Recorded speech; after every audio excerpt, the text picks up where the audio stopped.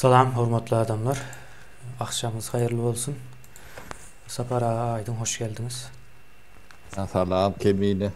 Aydın salam. İyileşler selamun aleyküm. Buyur Salam Kemine. Sapara. Seninle salam ünleşler. Bugün soru cevap her hepde 6. gün boluşýaly. Bolup bildiğince iyileşlerimiz bilen ara atnaşykda boljak bolýas, yani interaktif.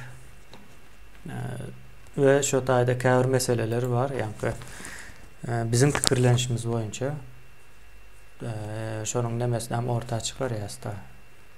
Yani bizde postsowetyň galdyran izleri var da şolar görünýär. Hem şolary düzeltmek üçin gaty gereklidir. İldeşler şonuň üçin hiç çekinmäň, ýa-ni näçe soru ýalňyş bolsa da soramaktan çekinmäň sebäbi hem özüňiz hem dogrusyny öğrenýäňizde. Soran pikirem aýdyp bilersiňiz, ýöne bu taýda pikirleriň hem mejesini okap bilmers, sonra değişli olsa okars, yani hep däniň içinde okuyas, konefirlerde, onu bilýäňiz. Şon ýaly, yani sonra cevaplara geçmezden öň, iýildeşlerimiz hem azyrak üşüşýänçe bu taýa gelip jemlenişip neme diýänçe bir 20 minut käbir halatlarda yarım saata çelle gysga temany el alýas. Ine bugün köprek Saparany gürleders. Tuğla. Näçin diýende ine geçen bir ekranda neme aýtdy da şonu açyk giňişleýin gürrüňedeline. Şularyň elinden ýurdy, alyp bilmesek onda biz millet däl diýäs diýip aýtdy da. Indi Sapara şular diýende kim şolaryň gürrüňedeli, ondan soň olaryň elinden almallaryny gürrüňetmelmiken diýen bunu iki tarapla inedip aňyrsyn värsine dörjeşdireli bunu Sapara düşnükli olar ýaly. Biz bulara haçan o ýurda aldyrdyk, olaryň eline haçan geçdi. Şon ýaly. Sapara gönü size beräýin sözü.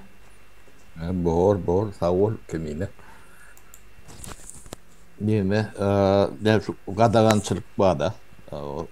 Näbediňi düşündürüp oturmaýyn, onu ýokgun bolan bilýär. Hemme zat gadaganna. Hereket etmek, tiýahat etmek, habar almak, iqtisadi nemede de yani iş kurmak, mal mülke ýa bolmak. Ara yani universal nemeler diýilýär da, azatlyklar.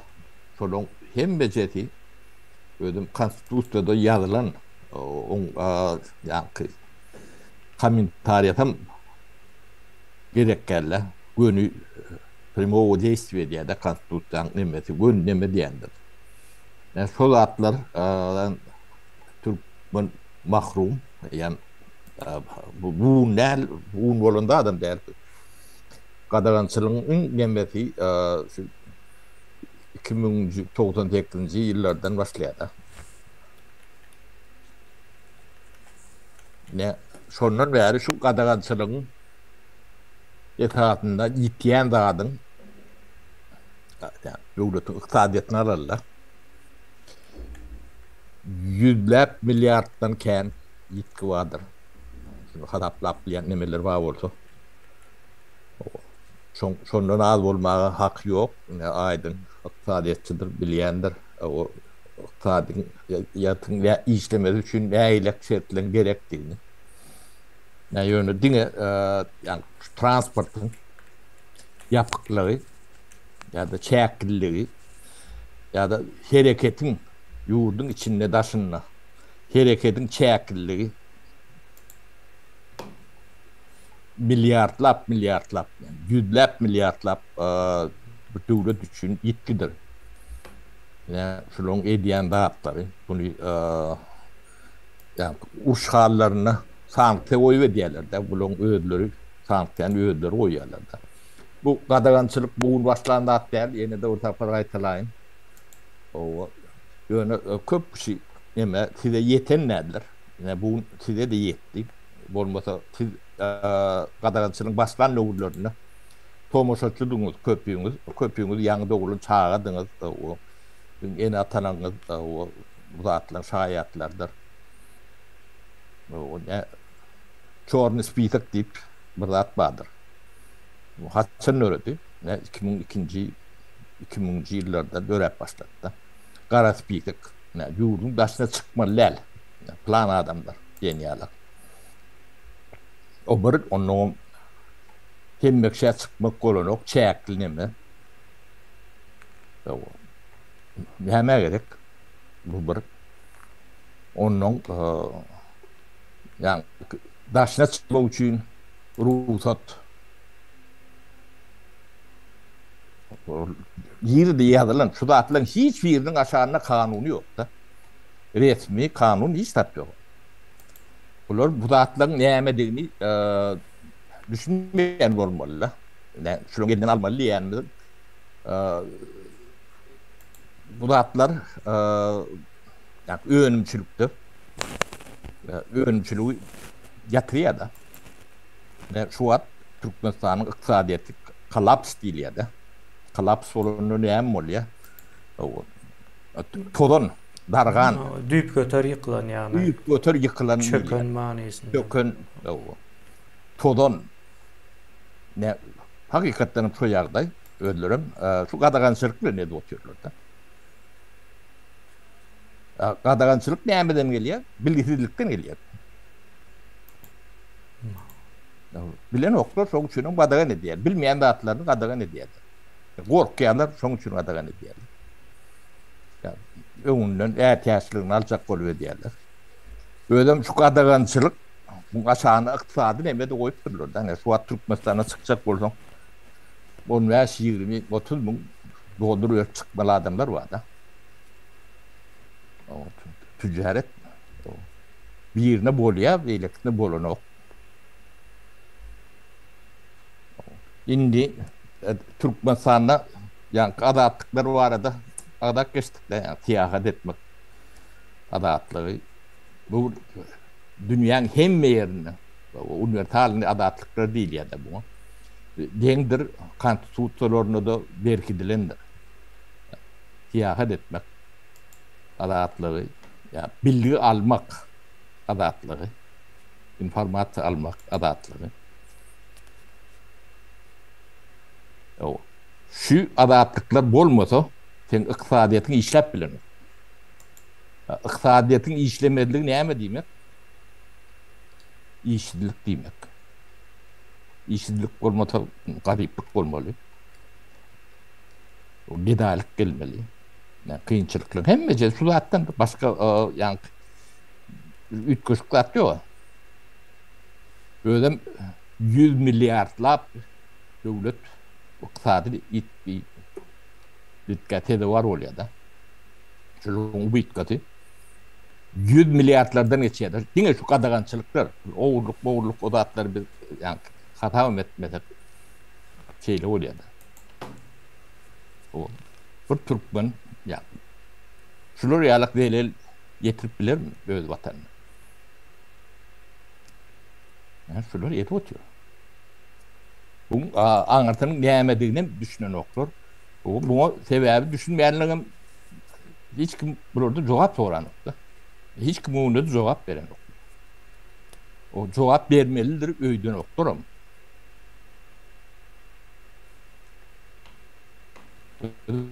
Köp şeyler elementar zatlar ne pasport meselesini Kanada bak geçtik de.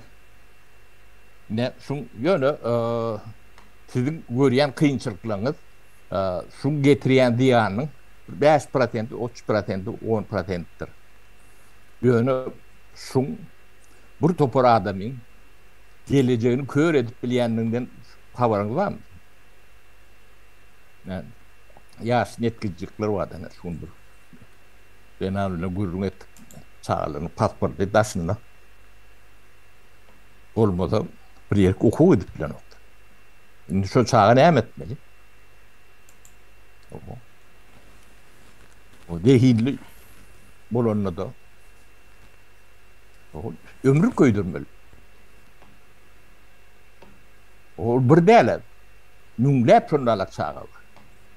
Ýöne bu problemaň bir nemesi. Artında giden başka nemelerim var. Biri işini edip bilen ok, biri şirketini yöretip bilen ok, biri önümçülüğünü yöretip bilen ok. Hem de yetkə bu tatlı. Bunların 30 yıla köp öldürdüm olun. Bir 200 milyar alınmadık. İyi değişik. Bulun ediyen dağıtıp. Bundan ağrık düzelir ödeyen. Yok. Şunu seni şunu ediyen olur. Yeter bundan ömer verir.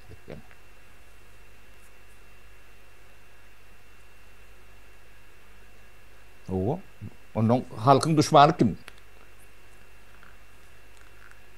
Öz vatanına Floryalak hıyaneti ne edip bol yani. Yani şu doğru cevap tapacak bolun. Ya akılsız olmalı.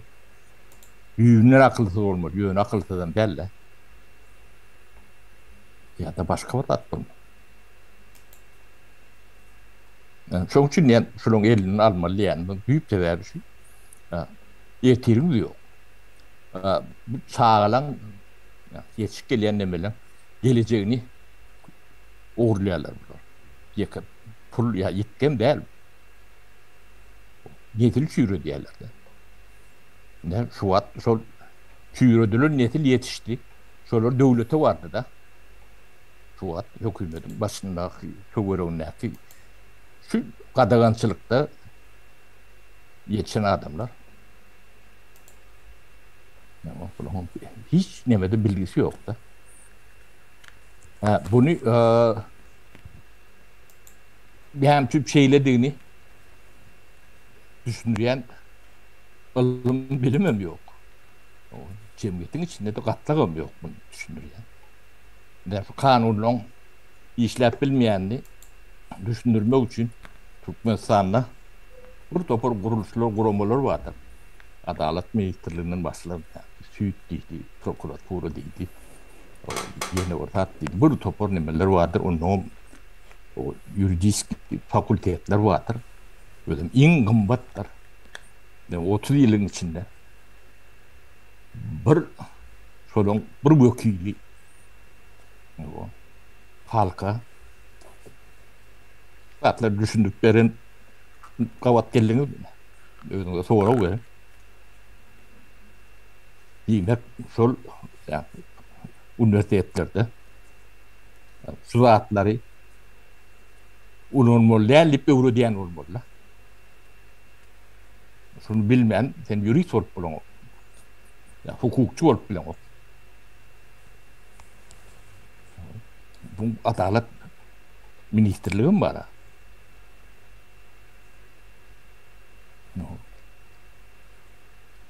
Kanun işlemesi, iqtisadiyyat mı işlemiyor? Başka da adım işlemiyor. Hiç adım işlemiyor. Adamlar öz yurduna korkuk gelmelimiş. Bu da bir neme. Ne? 130 yılın içinde 2-3 yıldan beri adamlar rahat ekranında oturuşunda yala gurrun edip bilyendirler. Hiç vakit edilen nedir suratlar? Hiç kim ekrana çıkıp halkın önünde fikrini aydan yeri yoktur. 130 yıllar. Sebepler torak görmelidir. Yani belli. Sebep ne? Biz 20. asırda bu dövrü ne yapıp ayıp iyi gelmez. Şoň üçin ýok bolup gidýär.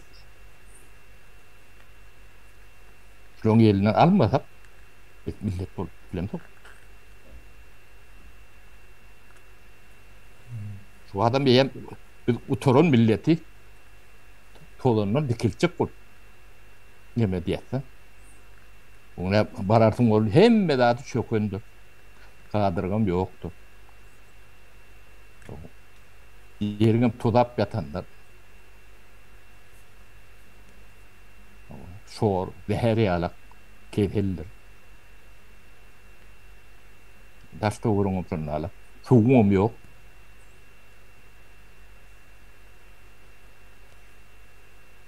Aklım yok. İştatım yok. Ne bu çöl? Tuzap yatan. Ya şoňa ýetebilir. Ya şoň üçin almaly bulan elinden kemine. Sapara düşnükli. Men şu gysga many çykardym häzir. Aýdyp bereýin. Ene bir sagdyn döwletde adamlaryň pasportdan bolmaly, saglygy bolmaly, bilimi alyp bilmeli, erkinligi bolmaly da. Ýöne şu zatlar o ýok bolsa, şu zatlaryň hem ýoklugyny aýdýan adam hem ýok bolsa diýmek sagdyn millet hem ýok. Ýa döwlet sagdyn bolmany biler. Ýöne millet elmide ama sagdyn bolmaly da. Bizde şol ýok, ýene aljaklar özü sagdyn däl. Meniň häzir görýänim ne kadr ýok. O ýurdun içinde diýäse, diýdiňiz. O sagdyn bir millet ýok. Kynansak da ýöne bunu döredip bolýar. 21-nji asyryň şertleri bu zatlar aňsatlaşdyrýar. Ýyleşler öňki ýalak kyn däldir. Köp zatlar tejribe edildi ve tejribeler paylaşylýar dünýäde. Milletler arasy, döwletler arasy paylaşylýar. Gyzyklansaňyz islendik sadyňyz çykýar. Bilip bolýar ýani. Bilmändirin diýen okamandyrin biz wagtynda okamadyk diýilen zat bahana bolup biljek döwürde däl biz. Ya näçe ýyl bolýar? 6000 ýyl mundan öň Mesopotamiyada mektepler bar eken şo taýda ýa-ni palçyk ýüzüne ýazýan ekenler. Kicicek çöpler bilen soň şol gatyp tableta öwürleýän ekende ýa-ni daş tabletlere. 6000 ýyl mundan öň maglumaty paýlaşypdyrlar, ýazypdyrlar. Biz şu wagt 21-nji asyrda. Gaty ýokary hemme zat. Kemine ne Türkmenler ne diýme gen görülen zatlar var da. Ya gen görmeli zatlar diýim. Az dogusy. Ne bir topor ilmi işgär vardır. Üniversitet var, akademi nawuk var. Ne 30 ýylyň içinde bir bilgi adam diýen alma beýlede dursun. Çıkıp bilenni halk bilen paýlaşýan türkmen görüpmediňiz. Bilgi paýlaşýan, tejribesini paýlaşýan. Halk bilen. Nähile millet bolýar. Näsiz ana şu wagt sosyal nemelerde diňläp ýemedip görünsüň seredip. Adamlar bilenni paýlaşýandyr. Şoň üçin bilgiden ne olur? Dünýäň bilgisi içine girýär. Ýöne türkmen ýokdur. YouTube'da indi döredi. Ine YouTube'da Türkmen dilinde bir algoritm soňky 2 ýylda döredi. Onu bilýäňizmi? Biz edil bu dünýäde ýok ýalydyk. Şu wagt az bolsa da şonuň üçin neme bar ýa-ni aýdyň bilen ýanrak gurrun etdik-de hakykatdan ham. Türkiye'deki käbir nemeleri, jurnalistler dinleýäs. Türkiýanyň aladasyny ýa-ni geleceğini gaýgyryp analizler berýärler-de. Biz diýä Türkmenistan ýaly bolars, pulumuz hem bolmaz diýä-de Türkmenistanyň pulu ýok diýä. Bir ýurdun diýä pulu bolman bilýär diýä Türkmenistan diýä şol. Olam aýdanam näme Nevşin Mengü diýip bir jurnalist vardı. Dowamly izarlaýas. Yani şol ýazatlary aýdyp geçýär. Yani Türkmenistan Demirgazy Koreýa däl, indi Türkmenistan hökmünde nämedilýär, deňeşdirmedilýär. Demirgazy Koreýaň näme de bolsa da bir ýazyny bombamız bar diýe arasynda görkezýärler. Bizde hiç zat yok. Bizde hiç zat yok. Son Kanat Samsung prezidentimiz var. Yani bizim barda adım şolor. Öyle hayvandan çala üyüt göçük demeleri var da. Onun bağışlatından beni olup bir devletin başına şey deyip dursam hayvansa da yok da. Hayvanam öz nimetine bulur yalaklat eden yok da. Onun için hayvansa yoktu yani. Yani vazifeni hilemalı. Ben onu düşünen adam olup yönü o zatlara münasip bolun adamlar derler. Ediyen zadınızın netice çıkarıyan. Bolayan zat. O çağacıklar yan doğun çağalar kemine. Şolun neyme günahı var. Türkmenistan'da ýaňy dowulan çağanyň düşmanlaryny sanap bereýin. Birinciden ejesi, kakasy, ondan soň atasy, enesi, ondan soň Ýatly sadyk, mektep, daýzalary, daýlary, sadiklary, ýaslylary gidberýär. Ýagny şo çağa 18 ýaşyna gelýänçe düşmandan dowulu Türkmenistanda. Ondan barsyňyz. Neme vardı Saparaýyna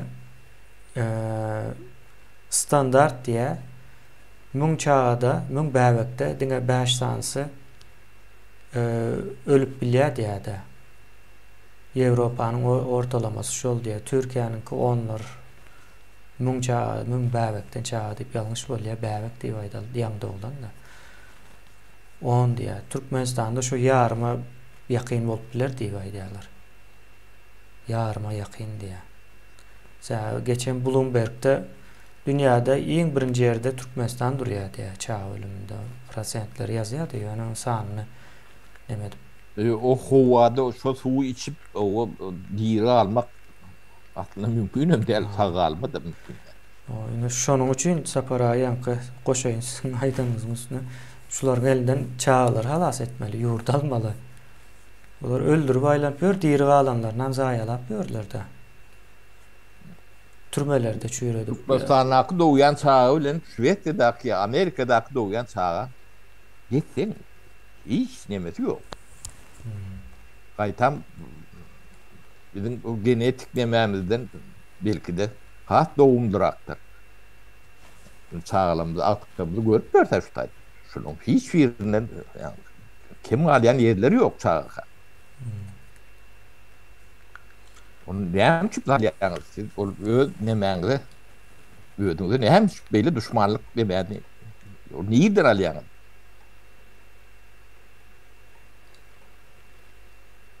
Ya bu gatyk ýeň zatlar kemine. Nawa. Sapara soralara da geçivereli. Aýdyň senin aýtjagyň bardyr bu hususda. Nämen aýdan ýaňky gadawançylyklar barada. Gadawançylyk aslında Türkmenistanda şu gün gadawançylygyň onuň sebäpleri bar. Islendik edilen işiň nämesi bardyr. Şonu şol hereketi etmäne mecbur eden bir arkasında olay vardır, mesele vardır.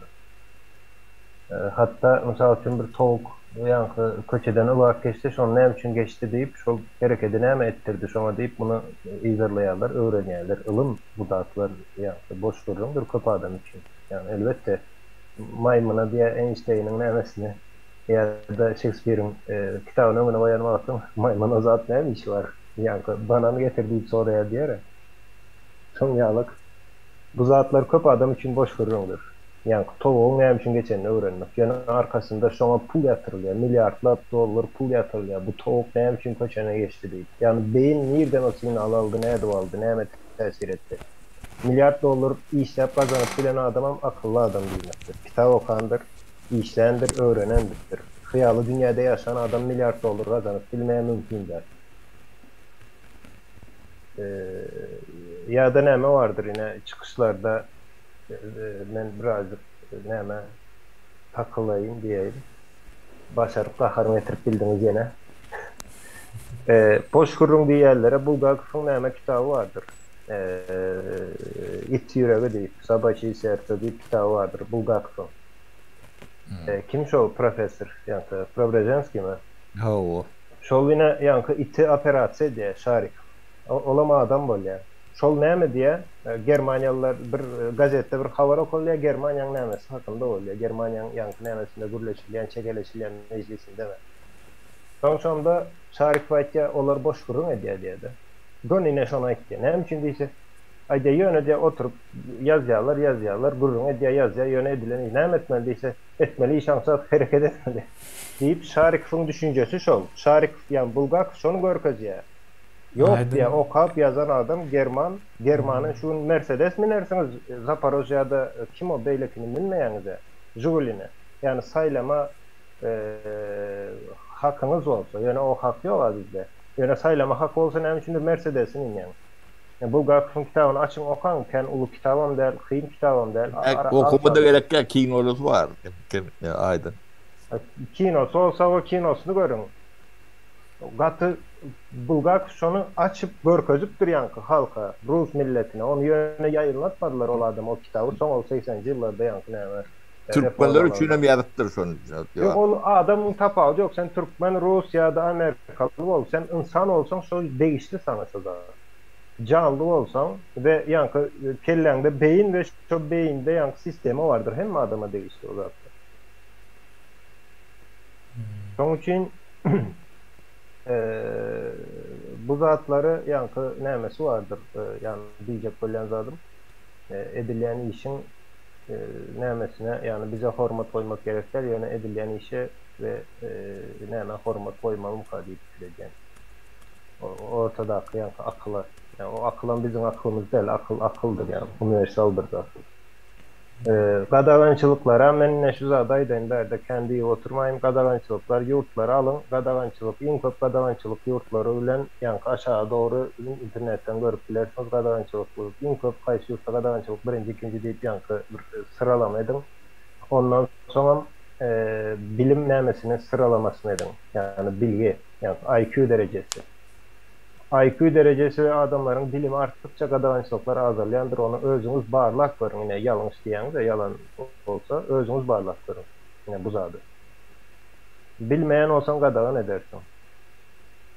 Men samolyot sürüp bilemem. Şunun için men samolyot sürmeni özüne de qadağan edip bilyen. Yine sen samolyot sürüp bilemem. Bilsen qadağan edip. Sorunu neden olay mıdır? Aydın. Hava Türkmenistan'da qadağançılıklar hem şunun için bilen oklar yani.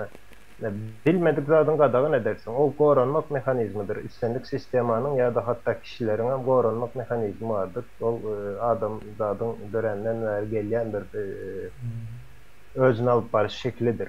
Yine önünüze 5 sanat yankı kasede su koyup içinde biri zehirli yöne 4'üsü arasa değilse içer misin? Qadağan edersin. Hemmesem qadağan oluyor da.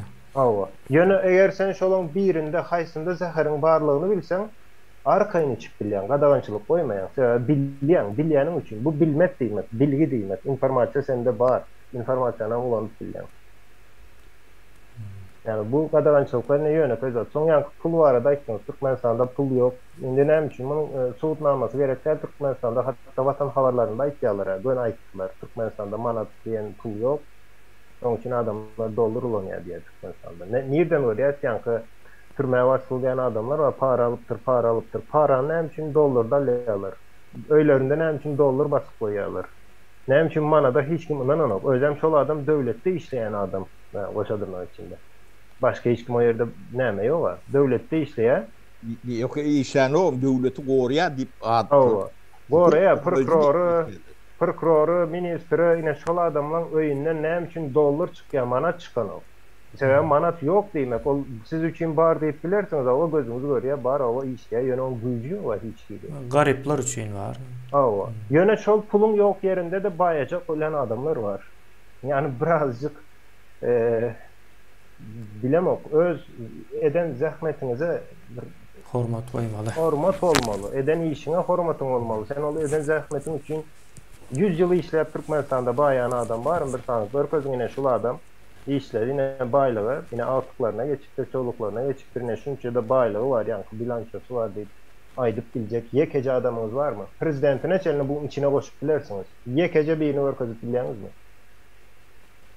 Yoktur. Minister örközüp biliyorsunuz mu sanıyorlar? Yoktur. Pul yok, bank yok, iş yok, kadavançılık, bilgisizlik. O yerde bağlamak mümkün değil. Yani men bazı kayıtken zaten men fikrim hem değil, başka zadımam değil. Bu zatlan hem mesela özünüzden görürsünüz. Yani görüp görürsünüz özünüzden. Fikrim aytacak olsam ne edip bağlamalıyığını men fikrim bolup biler. Yani bu zatlan hem mesela faz, yani bağır zatlar, olan zatlar. Aydın ne Türkmenistan'dan kaçıp yani pul kazandık o kaçıp çıkacak diyorlardı. Çıkar diyen umutları var. Bunun daşına çıkanda da yani cehaleti ödüler bilen bilal kaydiyerlere koyup kayıt bilen oktura. Daşara çıkıp pul kazanacak diyenler mi? Yok içinde pul kazanıp daşında toğurt diyen demeler bu. O şöyle ya arkayın demet börün. Mening pikrimçe kazanma üçün çıkýanlaryň köpüsi şonu ýaly bolmaly sapar. Yani ödü bilen bile çıkıyor da. Yani Türkmen daşına çıkanda düýüt köşk gorany var. Çok ýoňky ýaly, çok jahil.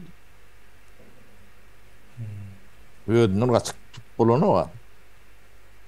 Onun şu ýan aýdyň gadagançylyk bilgisizlikden ýan bol şular weltepit türk bilýänlere gördük telewizorlarda bir kılap. Şimdi Türkmenistan'a weltepitli gitmeli bolaymy?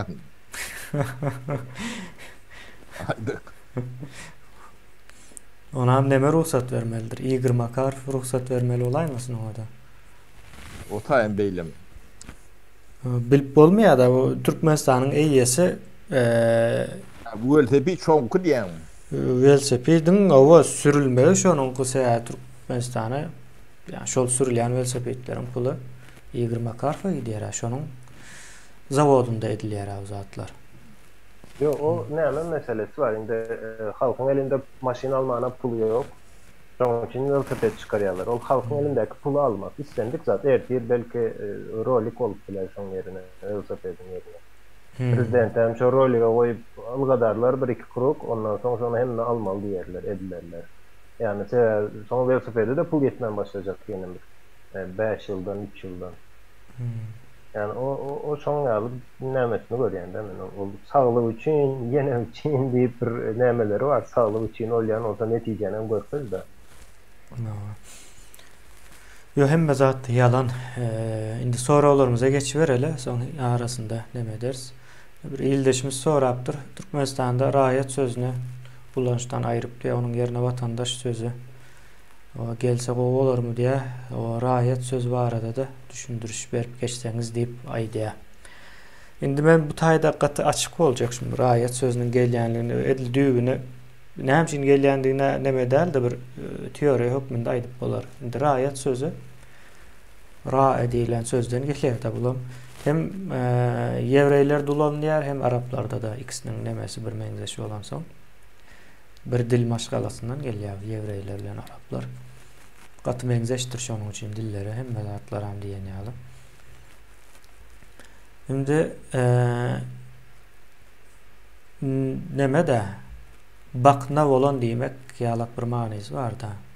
Gullara diýilen söz diýip aýtsak has düşnükli bolar. Yani kul adama raýat diýilýär. Şu biri kömek etmez miken, bir zat etmez miken, biri yol görkezip bermez miken, biri ruhsat vermez miken diýilen nemeler bar da. Garaşly, o garaşly diýen ýalyk da öz başda pikirlenip bilmeýän. Umumyň aýtsak bir neme koyun sürüsü üçin aýdylýar köplenç bu ýyldaşlaryna bunu gaty agyr bir zatdyr. Indi buna meňzeş sözleri kim goýýar, kim ýerizýär? Hıramov ýerizýär. Türkmenistanyň diline soňky 30 ýylda yoyan hıramflığını bilýäs. Şu hıramfam şuna benzeş sözleri ya da diňe sözlem däl, sözlemleri giriz ya. Garaşsız baky bir tarap Türkmenistan sözlemi misal üçin hiç bir manysy ýokdur şu sözüň. Sözlemin edil şoňa benzeşem ýa-ni raýat sözüňe manysy ýokdur biziň nämämizde. Soň vatandaş sözü biz aýdyň ikimiz vatandaş sözüne kan nemedem zoksa bir siyasi hem emosyonal bir zat. Vatandaş sözü hem Arapça söz ýene de. Bizim öz sözümüz var wagty ine o yurttaş diýip bir neme var da yurt diýilen söz var. O yurttaş diýilen söz resmi neme dolu gawat gelýär. Hukuky dile de gawat gelýär ýöne halk arasında vatandaş söz ulanyp bilinir. Halk arasında dil elmide ama neme bolýar ýöne döwlet dilinde, resmi dilde, kanun möçberindäki ulanıljak işlerde yurttaş sözü has doğru gelýär. Bilmedim ýa-ni üýtgäp biler ýöne az bolsa da bu zatlar hakynda ýa-ni dil nemesi hakynda maglumatlarymız var. Başka pikirleri olsa da alıp biler sonra elbette. Bize şu wagt bir problemi çözmek için en az 3 saniye oldu gerek. En az 3 saniye oldu gerek. 3'ten näçe köp bolsa şonça gowy. Ýa raýat sözü bir problema. Baş belası. Şunu çözmek için o näçe saniye neme hödürlenýär. Näçe köp hödürlense şonça gowy. Dedim. Şon ýaly. Sizin aýtjak zadyňyz barmy? Ýokmy bolmasa? Yok. Geçiver kimine. Öňkü bir mesele geljek bu taýda neme mykan diýen. Velsapara meňzedýän men şunu her gezek nemeden de.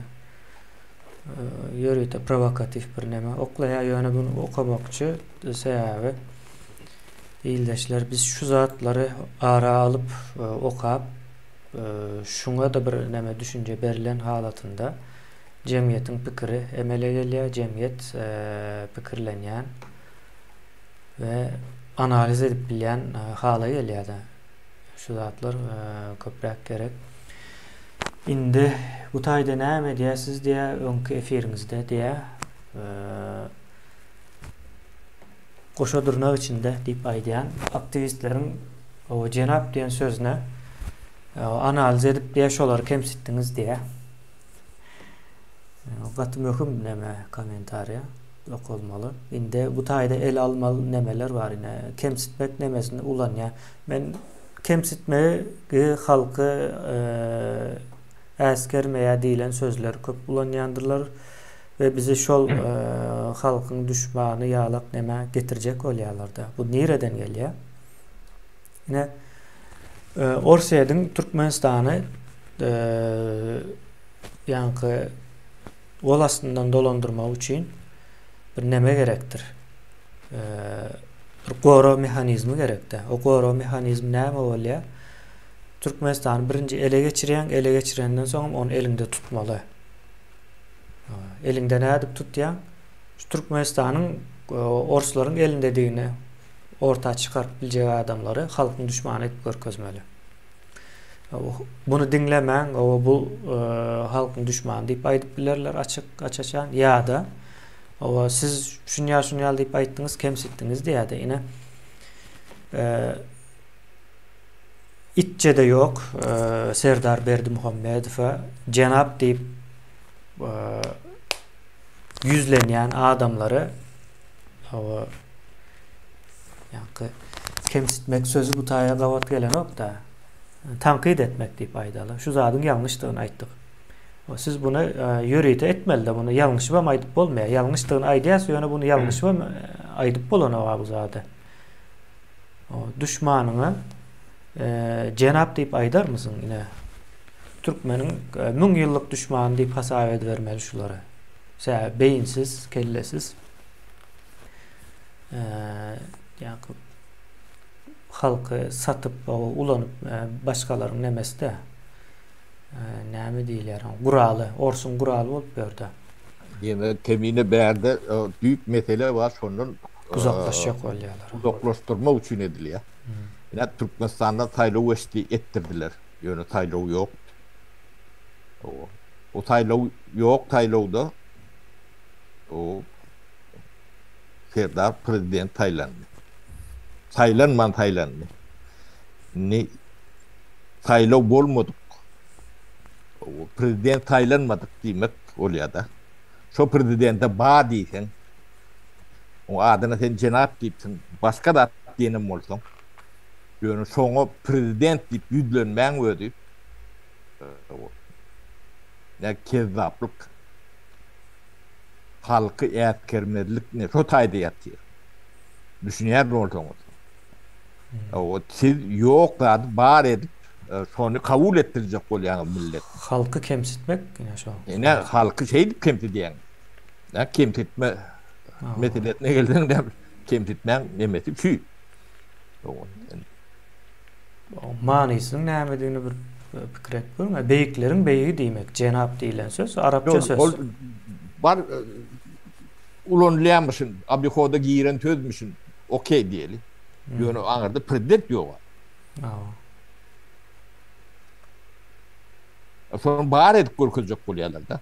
Bizim esasy aksen diýen zadım ýoklary bağır edip görkezmek üçin. Şonu siz resmileşdirjek bolýar.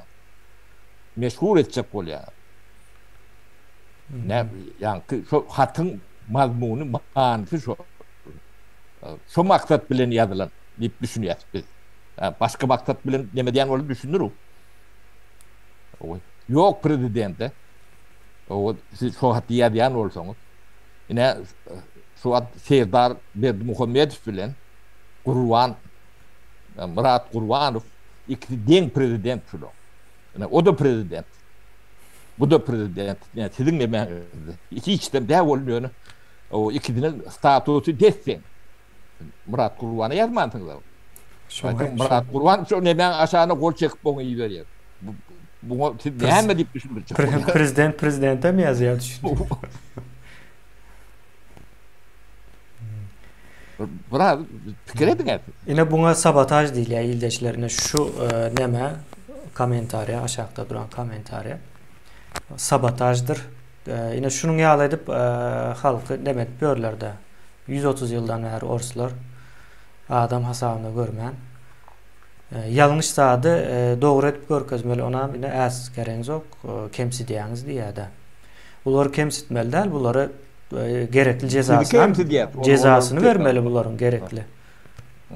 Ýa-ni kanun işläp başlar entek Türkmenistanyň o täzelenjegi indi iki uçlu za görünüp dur emma zady akliýet ýa-ni zatlary düşünýändir. Kanun boýunça o cezalandyrjak günüňiz hem ýakyn. Şu işleri alıp baranız üçün. Sabotaj edenlerin ählicesi cezalandırılmalıdır. Geçiş dövründe mecliste de alındı bu karar. Geçiş dövründe edilecek ähli sabotajlar nemedir? Bağışlama nemesi yok. Türkmenistan'ın içindeki geçiş dövründe olaya hiç suud moda da gerek yok. Göne arassaçılığa geçeceğiniz. Geçiş dövrü utarar. Ondan sonra arada sıpıp kalanlar var olsa olar hem suudun prokuratura nemesinin prosedurasından geçip suud işine çekilir. Şunyalı ildeşler. Aydın var mı? Neme olmasa yenen bir soruğa geç. O vakanı kelmen işten bilemek yani yankı aktivist diyenler eğer özleri hakikaten edýän işine ananyan olsalar belki bilýänlerdirler men ýöne bir adaýdaň prezidente yüzlenmek sözlere gireceklerse ve Türkmenistan'da menem Türkmen diline ýa-da sözlerin manysyny bilemek hiç kimem o manylaryny bilen o sözlerin. Şoň üçin o ýere elbetde islendik zady ýazyp bilerler. Niyazif atamız diyen bir toplumu kurun edýär. Niyazif atamız eline de atamız deyip yaşayan adamlar o ata sözünün manysyndan bilen oluyor. Näme diýen? Yani ata diýeniň bir sany bolýar diýip bilýänler. O bilemek neydi? Başka bir bilem ata olup bize. Ya, bilýän bolsaň. Onan bilýän olsaň, ýa-da ejen doğru aydan olsa sana. Aýtmasa onan bilemek sen. Ýöne ýa-da şonu aýtjak bolýanda sözlere giremek hiç hili. Ýöne prezidente yüzlenmek diýmek, mysal üçin men şu wagt bir mesele boýunça yüzlenmek istesem, ýeketek men anan ýanym bu belki doğrudur, ýalňyşdyr. Ýeketek güýç halktyr, halka yüzlenir. Şunkun yüzlenip bolýaýyna YouTube bar ýa-da Telegram bar ýa-da ýene şoňa benzeş dürli instrumentler üstünden halka yüzlenirmen. Derdim aýtjak bolsam halka aýdarym, problemamy aýtjak bolsam halka aýdarym. Sebäbi eger şol döwlet bolýan bolsa, demokratiýa diýeniz, şol düşünje bar bolsa, islendi adamda halk prezidentiň üstündedir we döwletiň emele getirýän esasıdır halk. Halksız döwlet ýokdur. Şoň üçin halk konstitusiýaň ýalňyşynam sen prezidente ýa-da bir başgasyna aýdama, konstitusiýaňda bir kemçilik bar bolsa, şonu görüp bilen bolsaň, şonam sen halka yüzlenmez. Şoň üçin jurnalistika diýip bir zat bardyr. Jurnalistler prezidente hat ýazana bolar. Ýani hakyky jurnalistler, men onu düşünýän jurnalistni aýdama. Halka yüzlenýär, jemgyýete yüzlenýär. Olar näme bir hili näme näme diýýär. Kem sowat mı, ker sowat mı, näme şoň ýaly adamlar Kör sowat. Kör sowat. Kem sowat diýse bolýar käbir halatlar. Yani halka yüzlenýär şolar, prezidente yüzlenen o. Näme üçin prezidenti halkyň üstüne getirip goýýanyz siz? Yani bu ýalňyş bir nämedir. Hiç haçan prezident özem halkyň saýlan prezidenti olan ýagdaýynda da şol halkyň üstüne çykarmaly däl şol adamy. Yani prezidente şu neçeline bilemek, neçe hat yazıldı ve neçe problemalar var, onu görmek isteyen adam görüp bilýär. Ýöne kayzat ýollaryň ýapyklaryny prezident bilen okma. Yani gitmek isteyenlerin barlygyny halky nädip dinläp bolýar. Ýöne ýa-ni pasoçda barýan adamlaryň sanynyň statistikasy görkezýär olara. Hemme zady halk Türkmenistana dönmek isteýär. Onu dil bilen aýtmam gerek däl. Ýani halkyň dili ýok, dil bilen çykyp aýdar ýaly. O statistika görkezýär. Bu statistikada sen görüp bilýän halkyň özüne alyp barýşdy. Ýani edýän işleriň nämesine seredip. Soň şo ýerde prezident hem şonu görüp otur. Yani halk üçün bir zat etjek bolsa, ýollar açar iňwärik. Men başga zatlara diýjegem däl. Ýöne şonu eden okmy diýmek, sen kime yüzlenmeli? Kim ondan güýçli bir güýç bar? Yani ondan has ulu bir güýç. Halk var. Dünýäň hemme ýerinde, demokratiýa olan ýerinde isse-isteme iň güýçli näme halkdyr. Ýani barlyk diýeýin. Bu halk islemese hiç zat edip bolmaýar. Hatta ýene koronavirusda näme bolandyr, ýani vaksinasiýa geçirmeli. Köp adam islendeldir şonu. Men ettirjek däl diýdiler we şonu almadyklaram bar, vaksinasiýany. Yani urup bilýärler mecbur edip. Bilen oklar. Näme üçin? Sebäbi o halk olan üçin. Halk olan üçin şonu mecbur edip bolmaýar halky. Halky özü boyun eýmez. Onun için ama yüzlenmek meselesinde soňa prezidente yüzlenmek diýmek ýa-ni saparaga aýtdy da men o wezipeň özüne hormat goýmaly diýdi. Biz wezipe elbetde hormat goýmaly. Ýa saparaga hormat goýan diýdi. Ýöne mende başga hiç kim şoňa hormat goýanok. Ýa hormat goýmak diýmek näme diýmek? Ýalňyş adam gelen wagty bir ýa tepkisi bolmaly halk. O näde bizim döwlet bizinki prezidenti näme üçin biz bellämiz ok diýip halka harlanyp bilmeli. Hormat koysa, ýöne hormat koymasa wezipe kim gelende näme olara näme yani hiç näme. Bu kadar wetsatyr. Hatta şu saýlawlara mysal üçin gatnaşylmady hiç kili. Hiç kaçanam gatnaşylan Türkmenistanda saýlawlar. Şoň öýdi bir näme halky ätkermedik bolýar. Ha, saýlaw diýen zadam ýok. Halka gidip ses berýärmişin. Ýöne näme üçin ýine halka saýlawlara gelen diýip näme etýärler, hatta işçileri mecbur etýärler saýlawa gatnaşyň diýip. Ýöne halk, köpçülük saýlawlara gatnaşan olar. Näme üçin? Sebäbi şoň hakyky däldigini bilýär. Halk bilýär onu. Kişileri aldap bilersin, halky aldap bilmeýän mümkin däl. Ya şonu prezident etmeli cenab diýip. Başka nemeleri yok. Hiç kim gatnaşyk eden ok bular bilen aýdyň. Özleri ýala kyn günde bolanlar. Gatnaşyk edýär.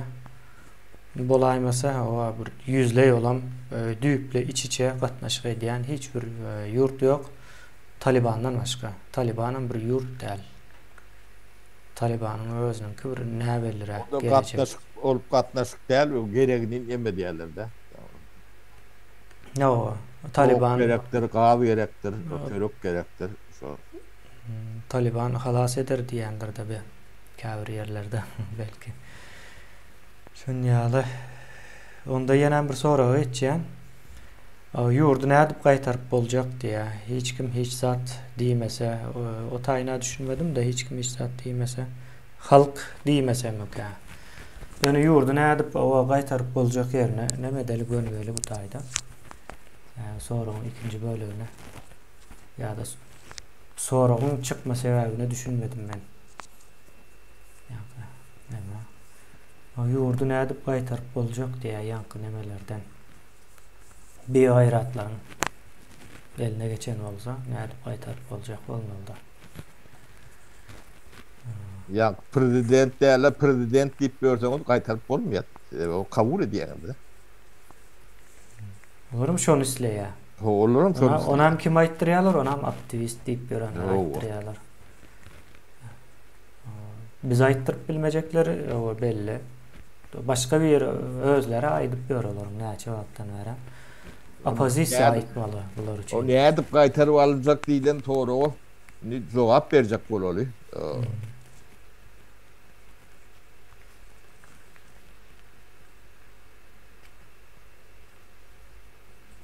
Siz şolong yalanlygyny, ýa prezident dälligini, hökümet dälligini köpçülik kabul etmese, olur taýda bir güne oturup bilen o. Size kabul etdirýärler. Türlü ýollar bilen. Bu propagandasy var, ýalany var, o hökümeti var. Siz şo zatlara inanyp o ne birini arkada etdiňiz, beýleksini ataňyz etdiňiz. Ne şey diýip berseňiz, onlar oturur. Tägem oturur. Şolong şu döwleti, şu halka ziyandan başka hiç sadyň ýokdugyny düşünen günüňiz şolar ýok şo taýda. Yönetim şonu köpçülük bolup kabul edecek bolýaňyz. Biri ýa keyfini çykarman diýe. O biri men gorkýan neme diýe. Ýene biri gıcıcık bäkbidim bar diýe. O eýlekli men bu şuň günüm geçýär. Ertirem göre berýär diýe. Ýöne ertirem diýe. O 30 ýyl mundan öň, 20 ýyl mundan öň o bunu geçip gören adamdan çağırlar tez. O şu wat bir topor gadagançylyk vardı. Milletin bir kısmına, bir bölüğüne. O siz o taýkere şolara tomoşaçydyňyz. Bundan ödler görür diye. Yani o günler size de geldi. Hem kişiye de gelmeli. Tabiatın kanunu şeyler. Ne şu at yani gorulcu yemelce Türkmenler vardır. Türkmenlerin içinde daşında. Şuları bir işte yani bir de terhir eden ok diye de. Gaytam şu kuruluş bir de bolýar diýip görünür vardı.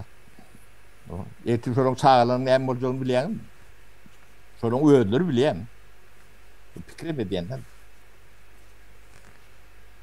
Ya, yani 10 ýyl olur da gerek gelýär. Ya 10 ýylda bu tür gözden galsa. Yani bu galma demesi yok da. Ve öğrenimçilik yok.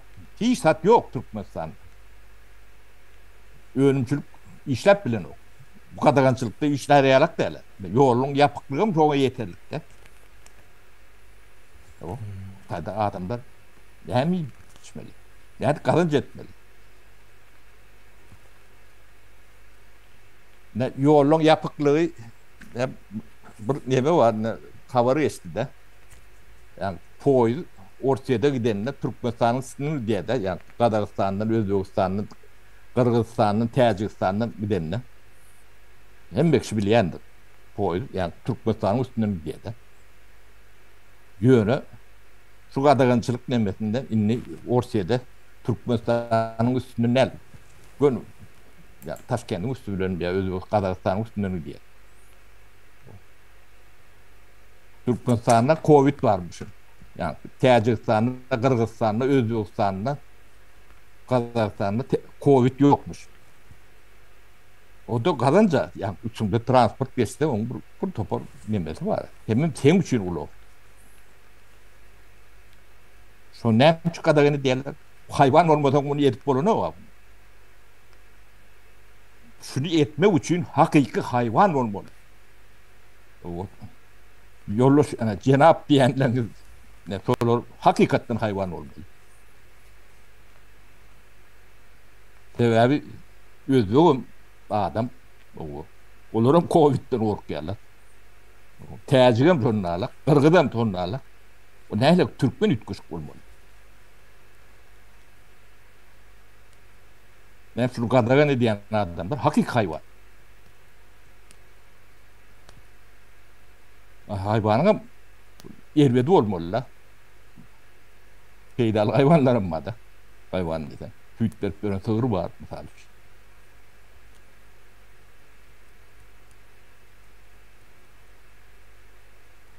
Ne yok yapıklığı nemesi.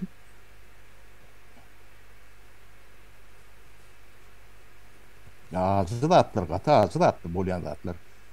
Şunun ellerinden almalı ilyanın büyük teveğe sola atlar.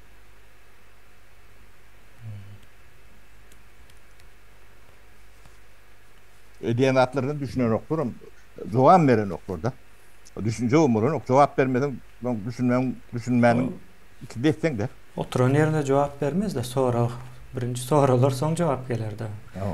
Şu sebeple yankı bizim. Köpçülükte yok. Sapar abi.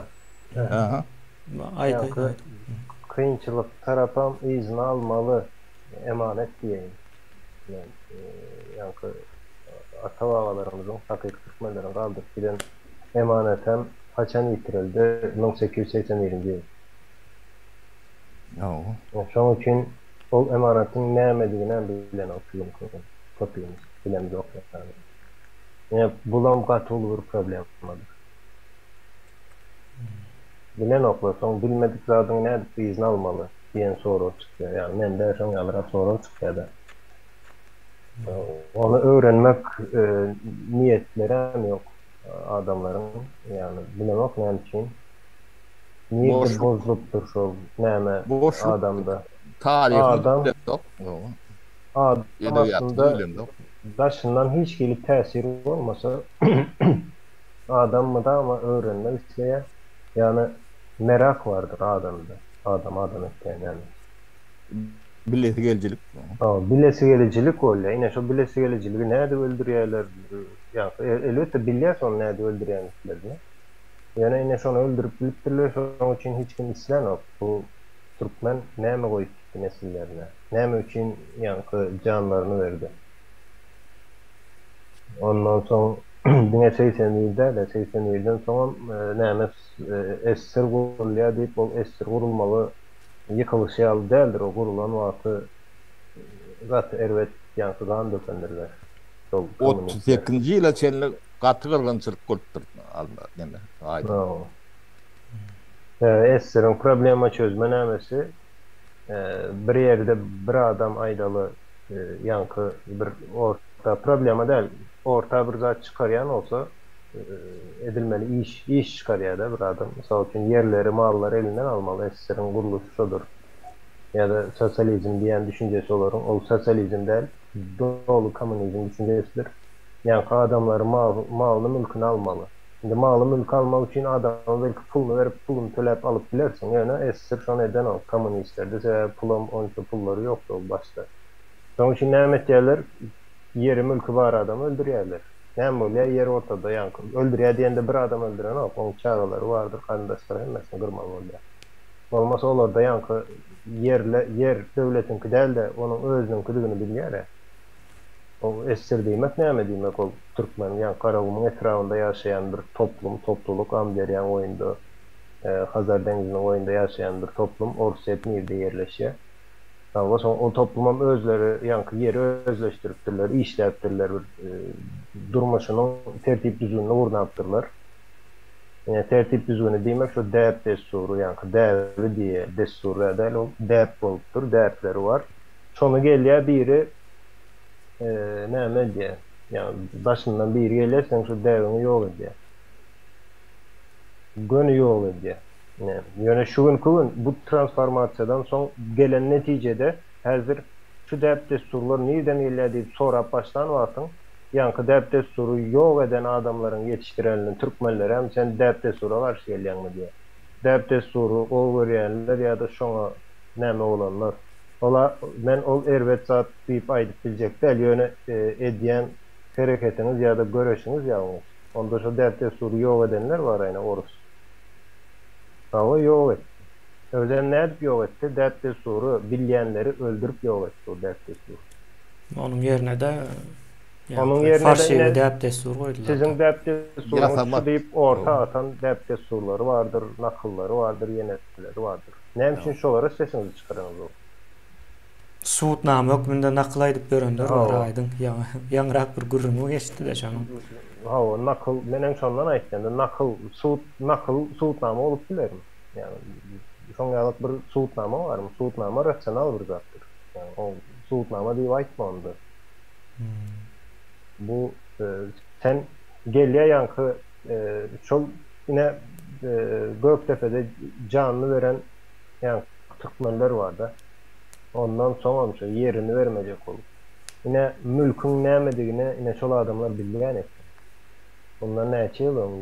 120 ýyl, 140 ýyl öňkü ýaşan türkmenler mülküň nämedigini bilýär. Şoň üçin gerek bolsa janyny berip bilýärler. Jandan has wajyp bir zat mülk diýen zat düşünje. Mülk diýen bir barlyk. Ýöne şu gün mülkü geçdi hiç kile ýanky mülküň bolman nädip watanyň bolup bilýär. Nädip bolup bilýär watanyň. Sen mülküň bolmasa. Häzirine ýöne bir zat aýdyn. Potrodum madya aýdyň. Yo potrod ama da aýtdy. Näme diýen aýtdy potrod. Ine mülk, ine häzir başyna gidin aýdaly hiç dilini bilmeýän bir ýeriňize gidin ýanky. Şweýçiýa gidin, Şweýçiýadan mülk alyň. Ine mülküňiz bolsun Şweýçiýadan. Şo ýer siziň watanyňız bolar. Şweýçiýa düşmany gelende siz birinji bolup ılgap çykyp göreşersiňiz şoň garşysynda. İçinden düşman berese de siz ýene çykyp göreşersiňiz, eliňize ýara alyp we janyňyzy ortaga goýup, o jany ortaga goýmak diýmek o ýerde ölüp bilýän, onam göze alyp göreşip bilýän. Näme üçin? Sen Şweýçiýada dogulaň dilinen bilen ok, ýöne sen mülküň bar. Şoň üçin edilýär şo zat. Ýa, näme geçeli soralara gyska näme edeli. Bu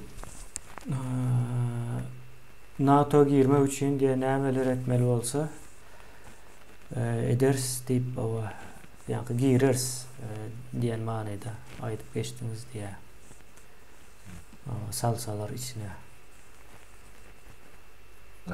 Bir de garaşyp duran bazı ýarak aldalar girjek bu topar şerti var, o ýemesi var.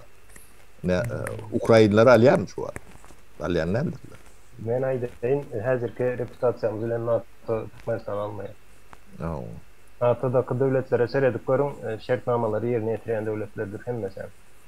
Yani ular tankda verip bizimkiler welse bitden.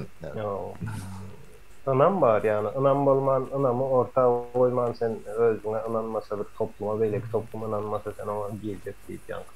Näme içine, alýansyň içine oň ýazat ýok. Ansa diýişde o NATO girmek. Orset girip bilmeýär adam girecek olsa da.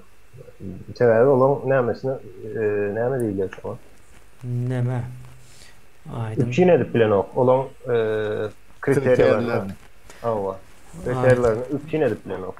Biz bu taýda başga değişli zady düşündireli NATO bilen baglanşykly.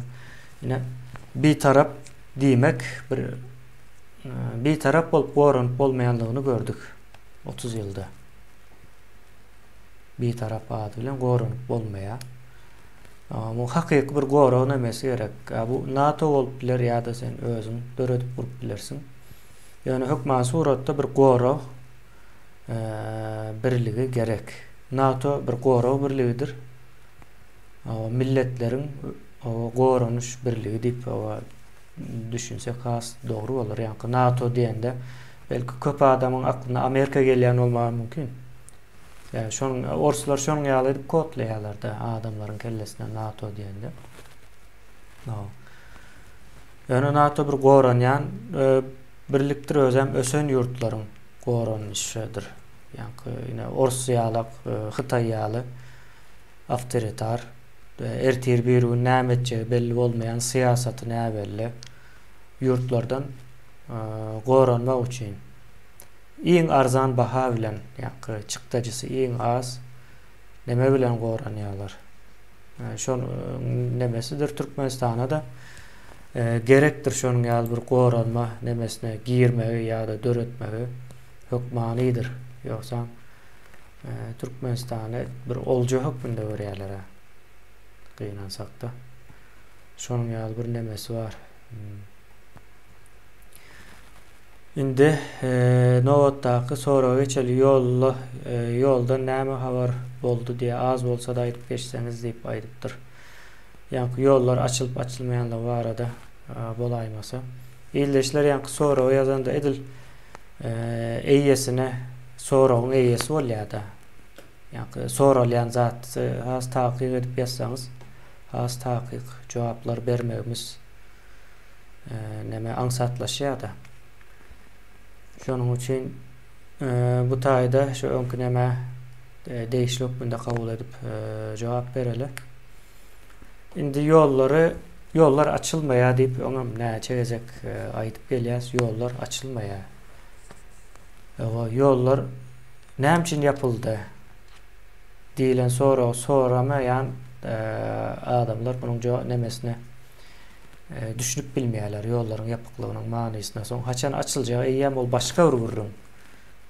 O näme üçin yapylýar bir sebäbi bolmaly yapylmagynyň. Şonu soramalydyr. Ýollary olar açmaya, ýollar haçan açylýar diýseňiz açylmaýar diýip jogap berýäs. Ýöne ýollary men açjak diýip aýtsaňyz ýollar ýa-da halk açmaly, ýollar ýa-da bir zat edip açmaly diýip şutaýa bir belläp geçseňiz nemeleringizde o eýen başgaça bolýar. Onda biz jogap berende onda ýollary o siz açyp bilýäňiz, açyp bilersiňiz. Yani kemine şu yol meselesine yoluňuz şuun yapılmadı. Yoluňuz 21 mundan öň yapyldy. O kulak böreklerin yapıldı. Siz tomuş üçün soň biraz iň möçörde yaptılar. Soň hat giňerek indem büyüklü giyin yaptılar. Siz uklak edin 20 yıl. Yollar bunu yapılan o. Yollar dine yankı daşını da der. Vilayetler arasında yol yap. Köp vakitlap katno çekildi. Tomuşa ol. Tomuşa çü. Ol oturdunuz. İnni hem bekşe hat giyinrak demeden de demet görünüyordu. Soğat demçü yaptılar. Deyip sonra. O yol yapıklığı dine yani uçak samolyot deyip düşünülüyordu. Ne bilgi alma da yoldur. Bu da transport yalatlattır. Ara gatnaşyk diýil ýa buların hemmesi. Ara gatnaşyk. Ne? Onu ýoldan yapyp. Näme üçin ýapýarlar? Mesele şo soraga jogap ödemeli. Ödem bir döwletiň belerini şondan yetdiğini aýdyp berdi. 100 milyardlardan hem kän yetkisi var. Şu gadagançylygyň, şu ýapyklygyň, şu çäkliligin 100 milyardlardan milyardyň nämedigini düşünýän kan diýip aýdýanlar. O 10 miňlerçe, belki de 100 miňlerçe iş ýeriniň ýapylmagy. Ol ýöne ýol ýapyk. Ya sizin gidip bilmeýäniňiz, yani problema 100den 1 bölegi. Yani büyüde gulak ýalak. Sizin şu wagt görýän problemaňyz. O siz baraňyzda görürsüňiz bu içindäki bolan demen problemany.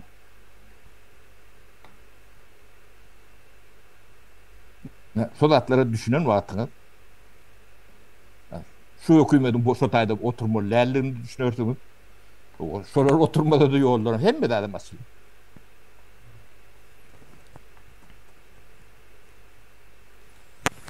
Yönüsü bilip ýok diýeniz-de.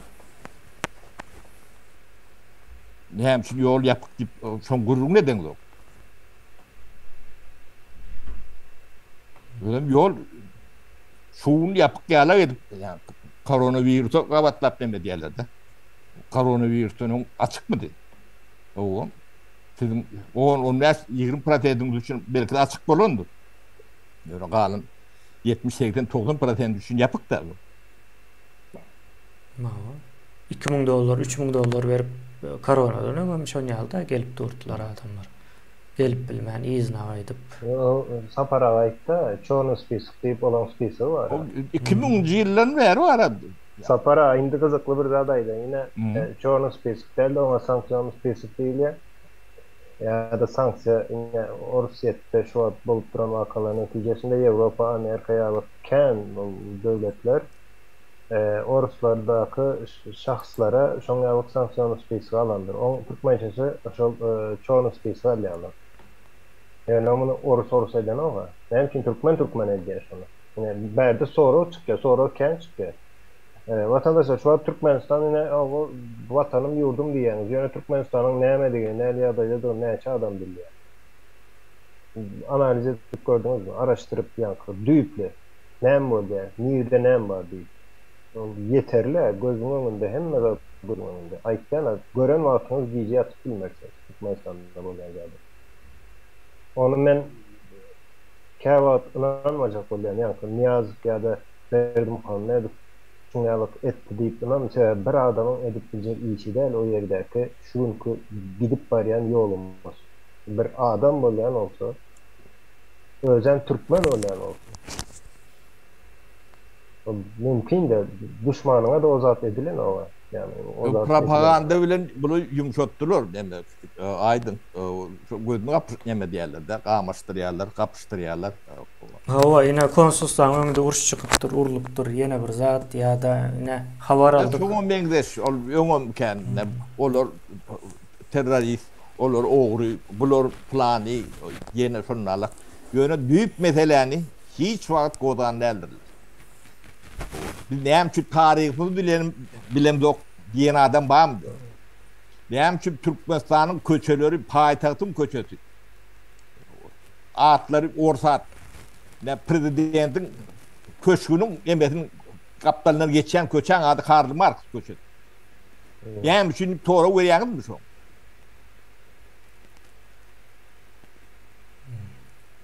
Barda Paltaratski beru derler näme üçin bary?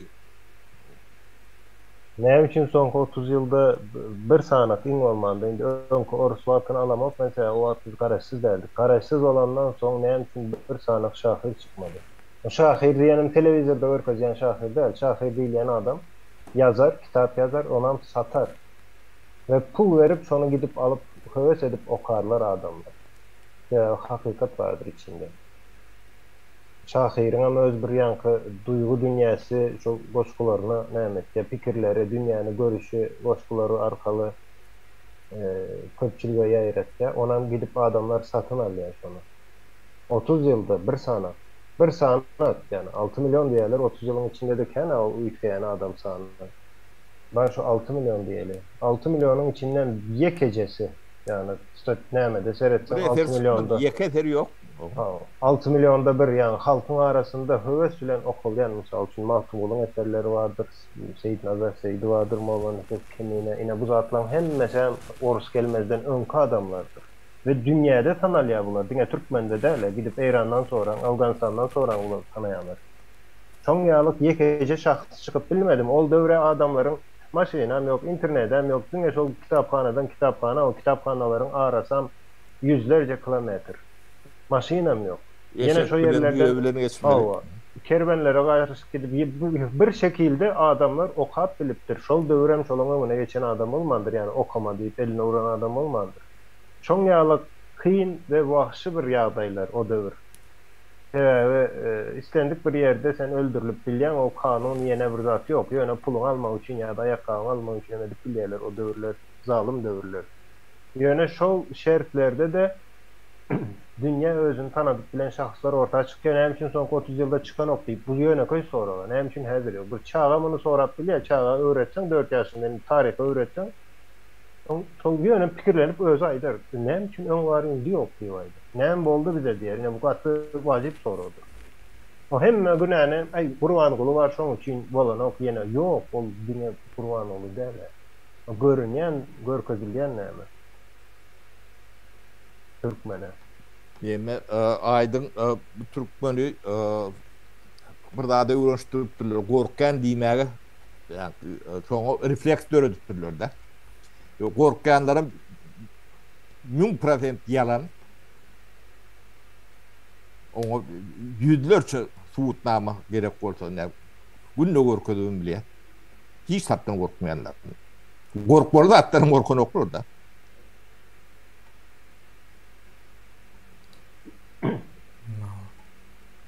Indi ýaňky näme bolmasa, yazıcı, şahyrlar olmasa dil gelişip bilen o. Mümkin de. Dilin gelişmeye, dilem ýoş-ýoş degradasiýa bolýandyr, ýok bolýandyr. Ine raýat sözü Türkmeniň dilinde şol Arapdan alyp bir söz ulanar ýalyk Türkmeniň özünde näme raýat manysyny berýän söz ýokmy? Bar. Şu bilen bar. Näme üçin şonu ulanan oklar? Ýa-da näme üçin türkmen watan sözüne hem ýalňyş ulanýar, ýurt sözüne hem ýalňyş ulanýar? Näme üçin bu? Şahyr ýok, yazıcı ýok. Bolmasa hatta ýöne kommentariýa bar. Okay, elbetde kommentariýalarda belki de istaldyk ýazýansyňyz. Ýöne kommentariýada gatykän ýalňyş bardyr, bu elbetde. Bu elbetde biz ine özümüz hem käwap bir zat ýazan wagt men kimine bilen ýazýan. Ýöne ýazanymyzy soň kontrol etdirýär, ýani kompetensiýasy ýetken kardeşlerimize yazan zadımızı barlatýar. Bizim ınamımız yok şonu doğru yazandığımızda. Bu bizim öz dilimiz, Türkmen dilimizde şu ınamımız yok. İngiliz dilinde olsa yanlışlık görüp bilýär. Men yanlışını kemine görüp bilýär. İngilizin şu yeri yanlış diýip bilýär. Yani Türkmen dilinde näme üçin şol yok? Biz 10 ýyl näme üçin okudyk? Yani 10 ýyl Türkmen dili mektebine gittik geldik. Yani Türkmen dili diýip edebiyat diýip sapak var. Ýöne nirde şolaň netijesi men göremem. Hramfyň ýazan kitaplaryny okusaň düşüner ýal däl-de. Hramfym Türkmen bolmansaň olam elinden gelen neden bolmagy mümkin belki. Ya belki ýöriteden bolmagy mümkin şu Türkmenleriň nemesi gitsin diýip. Beýniňdi şol formirawat diýerler. Şo ýa Hramf diýip şertleýin aýdýar. O Hramfyň aňyrtynda bir topar adam bardyr. Tapara bu kimge ýalak bolan vekili, o bir toparyň vekili Hramfyna. O bu içinde oturan ýa rezidentler bardyr, nemeler bardyr. İlhanat vardır. Hazır şu zatlar analiz edip tavşirýarlar ine. Hazır bizim her çıkışımıza. Bu zatları kemine şu dili yok etmek, yine dilin goraýjylary, şahyrlar, yazıcılar diýdik. Olar yok, goraýjylar yok, esas üstünleri yok. Dil guruluşu, yankı dil guruluşu diýen. Koraması yok. İşleyen bilim, yani bilim diýip aýtsak bolýar olary, yani dil okuyan bilim adamı bolýar ýene. Dilini araşdyrýar, dilini öwrenýän adamlar bardyr. Linguistika diýil ýani. Dil bilimi diýeli bu guruluşlar yok Türkmenistanyň içinde. Indi dil diýmek näme demek, onan düşündirip geçeli. Dil habarlaşmak instrumentidir. Habarlaşmak instrumentiň näle güýçli bolsa pikirlenişiň şonça güýçli bolýandyr. Dil hayvanlarda da bardyr. Yani hayvanlaryň ulanýan ýanky sözleri diýeli. Biz sözler diýäs, ýani nämedir? Signallar diýilýär. Signallar 150, 200, en köp näme ulanylýan ýeri 300, 500 näme diýip bilýän. Yani 300-500 mü? Ya 3000-5000 mi? Ya Onu dil diýlen de hökman seredip görersin. söz däl. O Aýdy, dil söz dil däl. finler ulan yani ekende. Hmm. Yani havarlaşmak instrumentimiz. Awa. Sen şol ulanyan sözlerin aşaklaştıkça hayvana doğru yakınlaşıp başlayan. Bu gater versat. Yani böyle hayvana doğru yakınlaştın. Hayvan yalık oldun. Düşüncen hem mezadın. Bu da predel değil. Hayvan yalık düşünce olan son mörmöceğin düşüncesi var. Ona maşağında. Ine Ona doğru gidip bolya. Bu hakikat. Komünizme seredin ve karıncaların yaşayışına serediklerim. İkisi desten zattır. Komünist düşüncesi ile karıncaların yaşayışı logikası ya da içgüdüsü değil ya da. İkisi den zat. Dendir. Komünist hakikat gürleşmen gürleşmen köp problemleri, has köp problem edip bilýärler de. Mümkin däl awzada. Neme var? Aýdyň ine iň bärkisi sabotaj diýilen söz bar da. Ine şu atky günlerde türkmenleriň her biriniň bilmeli sözleriniň biri ine şu. Sabotaj diýilen sözü bilmeseňiz dostu düşman tanap bolmaýar. Sözün manasına Wikipedia'dan açıp seyretme. Onun sabotajın ne emediğini öğrenin. Yani manası ansattır. Wikipedia'da açarsın. Wikipedia'da şunun için Wikipedia'dır. Gıyska cevap veren için ne emededir ki adamların çok uzun vaat sarf etmek istemiyor. Sabotaj ne eme, misalları, nerede kullanılan yerde oluyor. Ondan sonra iş yerindeki sabotaj vardır. Dürlü siyasi diye yani Harvard'da manaları birazcık ne emedik bilendir. Köpüsünün siyasi bolyandır. Öz özüne sabotaj diýilen adam vardır. Öz özüne sabotaj edip bolýar, bilip bilmän. O iň erbedi şol. Iň erbeden şol öz özüne sabotaj etmek. Bu zatlary Wikipedia'dan del, ensiklopediyalardan öğrenip bilersiniz. Ensiklopedia size sabotajın sonundan yankı çeşmeleri verir. Çeşmelerde şonun misallarını verirsiniz. Tarihten. Yani bu katılımdır. Yani ondan sonra sözü bilýän diýip aýdyp bilersiniz. Yani Wikipedia'da seyredip bilýän diýseniz ol yarım bilmektir. Ol gatervettir nämedir. Sen bilen ok ýöne bilýändiňi pikir edýän. Wikipedia şoňalyk bir näme tarapy bardyr. Şoňaly. Dowam edeli. Bir soru var. Gyzykly soru meniň pikirimçe. Täze Türkmenistan ýurtda Täze Türkmenistan işine başlanan wagty diýdi. Yani Täze Türkmenistan gurulandy diýip kabul edeli. Halk ikiye bölünüp bilermi diye aktivistlerin propagandalarına inanar ýaly halkyň bir bölegi diýip aýdypdyr. Halk 2'e däl 3'e 4'e de bölünmeli. Demokratik ýurtlarda. Kemine birce sekund. Yani halkın bölünmeli. Aslında o bölünüşük başka bir zattır. Halk, yine şu günkü Türkmen halkını sanat vereyim. Türkmen halkı, bir sanat var dünyada. Türkmen halkı diye. Halk diye yani. Şimdi onları sanat vereyim. Niyazov Türkmen halkının bir vekilidir. Saparağı Türkmen halkının vekilidir. Saparağı açlan yanına koyan adam bilen. Yani. O doğasını bilen demettin. Ondan sonra aktivistler Türkmen halkına değiştiler. Berdi Muhammedov Türkmen halkına değiştiler. Komitette işleyenler Türkmen halkına değiştiler. Şu günkü aeroportta yolları yapıp internetinizi qadağan edýän Türkmen halkına değiştiler. Yani bölük. Türkmen halkı halk birdir. Onu böldüm deyip halkı manada, söz manasında bölmek mümkün değil. Yani halkın o nemesi vardır. Edýän işinde bölünüşü ya da ideologiya tarapy neme ya da ideologiyada aýdagyna sağcı solcu diýelim. Men gatyp bolýan şol ideologiýany sağcı solcusyna sebäp döre çıkışı bir fiil näme däl. Gyzykly. Ya da sağ sol diýip bardyr. O näme diýmek? Bir halkyň içinde sağcı var, solcu var diýer. Ýöne bir halkyň içinde. Şoň üçin ikisi oturup gürleşip bilýändir. Şoň üçin meseleler çözülýändir. Yine komentariyada birbirinize yankı atışacağınız diyelim. Söz atışacağınız aslında kemsitmek evet ve etmelidir. Onu karşınızdaki da edil sizin yankı bir umbrella ne bolýardy? Nemede? Bir sanat Güneş sayavan.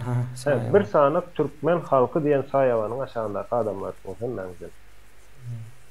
Yani şoň üçin näme bardy ne ýa-ni sabotaj edýänlerim gidip orsu sabotaj eden ok Türkmeni sabotaj edýän. Hem üçin şolam şol halkyň arasynda. Bir sany aslında olan hemmeten birdir. Ya bizde şol neme bölünde agzybirlik, yani bu bölünmenin aňyrsynda bir agzybirlik söz var. Bunu illeşlerimiz düýüple düşünerek aňyrdan gelen kodlar bunu aýtdyrýar. Yani gürlän wagtyň, yazan wagtyň özüňe üns bereňok da. Şondan gelýär bu zatlar gaty möhümdir. Buna o beýleki bölünmegi de pikir aýrylygy diýil ya. Pikirler dürli-dürli. Pikirler aýrylygy. içinde. Yine şu terzi Türkmenistan'da näçe köp bolsa şonça da gowdur. Mesela üçün partiyalar dörep başlar, pikirlerin sonundan parti döreýändir. Yine partiya ýönemen gurýan diýip gurulýan däldir. Pikirler ve düşünceler dörer. Sol düşünce meňzeş adamlar bir araya gelir. Son aýdar biz eger yine döwlet üçin ýa-da vatan üçin bir iş etjek bolsak, onda bir siyasi öýüşgünimiz bolmaly. Onda partiya guruldy diýerler. Yine pikirden döreýändir partiya. Partiya dörep soň pikir dörep mümkin däl. Yani komünizmde şoň ýaly bolýar, birinji. Komünizmde şoň ýa. Birinji adyny goýýarlar, soň iş etjek bolýarlar. Fikirlerden ve sizin fikirlerinizde Türkmenistan içinde misal için biri demokrat olasılar, biri yankı milliyetçi olasılar, beylek yine bir zat olasılar, yine şoň ýaly dürli düşünceler bir araya gelip ola adamlar partiya gurarlar. Belki 10 sanat, belki 15 sanat, belki 50 sanat partiya olar Türkmenistan içinde. Bu zatlaryň hemmesi bir döwlet üçin baýlykdyr. Elbetde aýdaly men partiyam bilen beýlek partiya ikimiz aramızda ýarış konkurrent olup bileriz. Ýöne döwlet üçin bu bolu zatdyr. Men üçin belki 10 gazanmagy men üçin elbet zatdyr. Şeýle partiýa bolsa maksadyň näme? Gazanmakdyr, halky gazanmakdyr, partiýanyň maksady. Gazanyp bilmän wagtyň o beýlek gazanýar, sen iza galýan. Şoň üçin onu sen halaman ölersiň. Ýöne döwlet üçin bu bolu zatdyr. Oňat zatdyr. Yani iki sanly renkli yer ya da iki sanly ya da bir sanly renk bolsa näme bolmaýar? Oň ýalyk bir barlyk bolup bilmeýär, bir renk bar diýmek. Alternatyw bolýar näme? Şoň üçin renk hem näçe köp bolsa, ýene näçe sany, 5 sany renk bar, hasysy. Renk 5 mi, 7 mi? Renkler kändir, ýöne şu 5 ya da 7 renkden müňlerçe renk alyp bilýär-de, ýani tonlar bolup bilýär. Owadan olýandy. Men çoğunu bel telewizorda 2 renk olan üçin sen ondan ýani renkli telewizoryň bolsa onu görersiň, renklini görersiň, has gowdur. Yine şu halkın arasındaki dürlü pikirler hem edildi renkler ýalypdyr. Näçe köp bolsa döwlet şonça näme bolar. Owadan olar diýsem ýalňyş söz, owadan diýmek ýene düşündirip bilendirin diýdiň o ýerden ne şoň ýalyra.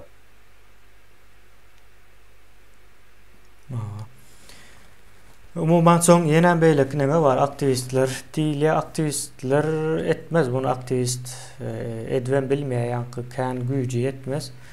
İyileşler yine apozisiya, aktivist deyip bu sözleri biz goşan däldirs. O näme?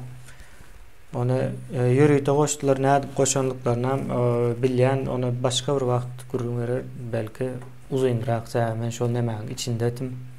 Canlı şaýatdym. Menem bularyň arasynda o wagtlar ekrana yüzüme açyp çykmaýanlygym üçin kän gezdim. Saparaga bilýär bu nämelere. Köp gurrun berdim barbyr. Bular bir zat edip goranmaly, ýöne nädip goran biler diýen soralar sonra şoňa görä bir hereketler edildi de wagtynda. Şo sebäpledir bularyň köp işleriniň başa barmaýanlygynyň nemesi. O aýry bir mesele ýöne. Aktivistleriň akly bilen dünýäde köp zat üýtgeýän däldir. Üýtgeýän ýalak bolup görünýändir.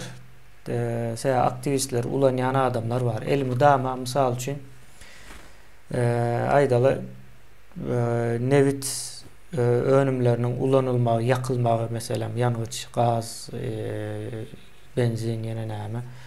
Şolar ziyanlı deyip aýdýan aktivistler vardır dünyada. Yani olar kimler näme diýär? Ýine näme diýär? Ýaderne elektrik stansiýalaryny ýöredýän biznes dünýäsi diýär bu işi. Ya da tersine diýerler, misal üçin Yine Çernobil'de görmediniz mi näme boldy? Gata erwet boldy diýip onam yine Shell diýeli BP var. Benzin satýan firmalar vardır ya da plastik önümlerini öndüren. Bu zatların pikir edýäňiz ýa-ni bilim tarapyna el almalısınızdır. Ol aktivistlerin çıkaryan, öňe sürýän pikirleri elmi dama bir siyasatdan ibaretdir. Köplenjem yalan bolýar. Kim siýasatdyny bilseňiz onu bilmem bolanok. Hawa mysal üçin ýaderne nemäniň ýerine gün panellerini ulanım diýdi. Gün panellerini mysal üçin öndürmek üçin onu öndürenden soň gatykän yer tutýar. Mysal üçin bir ýaderne elektrostansiýanyň tutýan ýerindäki öndürilen elektriki almak üçin gün panellerinde onun bir 100 esse köp nemetmelde yerin yüzüne ýelemelde. Ondan sonra gün panelleri nämeden öndürilýär? Hawa olam ýene öndürilen wagty şonça howany zäherleýär. Has köp. Yani howany ýa-ni atom energiýasy bilen zäherlemen gün panelleri bilen zäherlenýär aslında. Sözlemi doğru. Aýdym onu zäherlemesen bir tarapa onun kargo ýa-ni daşamaçylyk işi var. Şonda ölýän adamlaryň önümçiliginde ölýän adamlar, ondan soň şonuň diňe tämizliginde ölýän adamlaryň sanyny alsaň köp de onu her taraplayın, onu bilim derejesinde analiz etmelidir o aktivistler. Kemine söýdüň bölüm bol başla bilimin tuğ dediýen zady ne şunkun iň ekologiski elektroenergiýa atom elektroenergiýa. No, ýadyr. Soňky ýadyr. No. Nükleer diýil ya. Nükleer diýip aýtsak has dogry bolýar. Ýadyr bolsa da ýa. Nükleer enerji diýelim. Orslaryň goýan ady edil dogry neme himiçiski nemesiniň adyny beren ok nükleer aslında. Nükleer nemesiniň. Şon ýaly. Nemesi var. Atomly diýär, ýani atomly diýip at goýýarlar howa. Atomdan gelýär, o atomdan hemme atomdan energiýa alınýan däldir. Hemme zadyň elementi atomyndan diýelim. Ve oruslarda kserokopya diýenler. Hawa, nemäniň ady ken onu menem aýdymdan öwrendim sapara. Kserokopya diýerler-de ýa-ni. Kopýalama. Ol nemäniň ady ken ol. Firmanyň ady ken şol nemäni öndürýär. Panasonic diýen ýaly firma. Birinji ken de. Menem hayran aldım. Kserokopya men aýdýan. K harpy näme ke? Bolýa seriýa kopya mı kan diýip ýa-ni izli-izli kopýalap bilýär şondan aýdýarlar mı kan diýen soň K harpyna many berip bilen okdum. Onuň ady has başgaçara eken näme to? Kyocera mi näme? Kyocera mı birde atulma? Japonlaryň kydyr da şonlaryň nämesi näme? Şolaň sözüne benziýär. Yo hemme ýerde men näme etjek, hemme ýerde fotokopya diýip geçýär. Ya da şoňa meňzeş düşünje ýa-da şoňa meňzeş many beren sözler ulanýarlar. Gel hatta Ýaponiýanyň özünde de kserokopya diýen ýerdirler. Hawa. Şon ýaly. Yazıcı bolmaly da onuň ady. Hakykatda yazıcı bolmaly. Şon ýaly näme umuman aktivistler aslında köp dünýäniň gidişinde täsiri ýokdur, täsiri bar ýaly görkezleýändir. Olar hem ullakan firmalar ulanýandyr, ýerleşler. Baýlar, pullular. Ýene şonuň üçin aýdan aktivisti satyn alyp bolýar. Ondan o Türkmenistanda şu an tutuş Türkmenistanda 6 mı 7 mi sanlaryny edil sanamadym ýöne 6-7 san aktivist bar da. Olar satyn alyp jenap diýdirmek kyn däl ýa-ni. Gön aýtmagam gerek däl. Hatda ýazyp berýän eline. Jenap diýip okuýarlar. Kemine iş näme manysy çykmasyn, biz aktivistlere karşı diýen manysy çykmasyn ýok. Ne wagt diýen bir zat bardyr, wagt gaty zatdyr. Eger ine bir adam surat çizýär, iki adam surat çizýär, soňra o zat bolsa şu köpelip gidýär, surat çizýän adamyň sany. Aýdym aýtja, aýdym diňleýär, soň aýdymçy eger aýdym aýtmak o bir zat bolsa, hakyky bir zat bolsa köpelip gidýär şoň sany. Aktivist hem edil şoň ýaly. Eger şu gün biz ýalňyşçan bolsak 10 ýyldan soň aktivistden sanam köpelip gitmeli. Bu wagtyň nämesidir.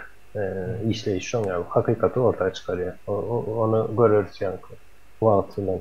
Ya Yani bir aktivistlere karşı değilen düşünce değildir. Yani edyen işlerini ne etmeli? el Ne almalı. diyeyim? Edyen işleri vacip olan zat edyen işleri. Hatta neme de var o aktivistler. Yani plastik nemeni atman izne döndürüp bolya diye de plastik önümlerini. Plastik önümlerine. Yöne şonam döndürmek için çıktıcısı kesse de onu döndürecek olsam. Kim Hava ol döndürsün?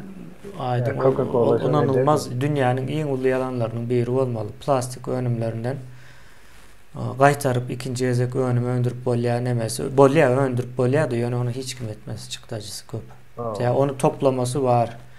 Araçsalaması var. Ondan sonra tazeden işlep ham madda yakın bir neme getirmeli. Onu nevtten etsen günü 5 milyonun içinde inansadı. Çıktıysam kendi. Şunun için o zatlar en tek uzak. O neme vardır yine yeşiller deyip nemeler vardır. Yani yaşıl Avrupa'nın nemesi akımı tarzı. Şimdi 3 kaşığı seyredim. 3 kaşık şu bankalara, yankı paketlere recycle znaço koyuldu ve yaşıl renk koyuldu. Buraya yaprağın renki yine bahar eden işleri olan yine çıktıcı da. Bu kraska yine bulamayacak öndürmek yine yani. Ya bu işler katı çalışırmıldır yankı Yemeden kabul etmelilerdir. Ya bilgi, kuratlar için bilgi gerektir. Yani bir değildi, benim anlamım değil, hareket edilmek katı yanlıştır. Şönyalı. Son soruya geçeyim yine de. Bu sorulardan biri. Yani nemesine hazır sapara edip verir onu ben. Önkü dövürken bilmem son. Ön Türkmenistan'da diye adam başına 4 ay alıp bolyardı diye. Yani islesen. Indi bir sancayın olsa da elinden alyarlar. Şoları izine qaytarıp verip alıp bor mu diyen yalı. Soraptır ildeşimiz. Ön diyende haytı atkan. Ova ön ne şol nemelim. Neme eyyesi vakti nemelim sonra olurdan. Yani düşünmek gülen nemedelim bunu. Ön olsa Sovet dövrü olmalı belki de. Ya da hazırki. Köp sayı ettiren oktur. O 4 sayı olmalı diyen neme yok. Türkmenistan'ın ilkinci yıllarında da o mümkün derse iktisadı neme el veren oktur. Yok.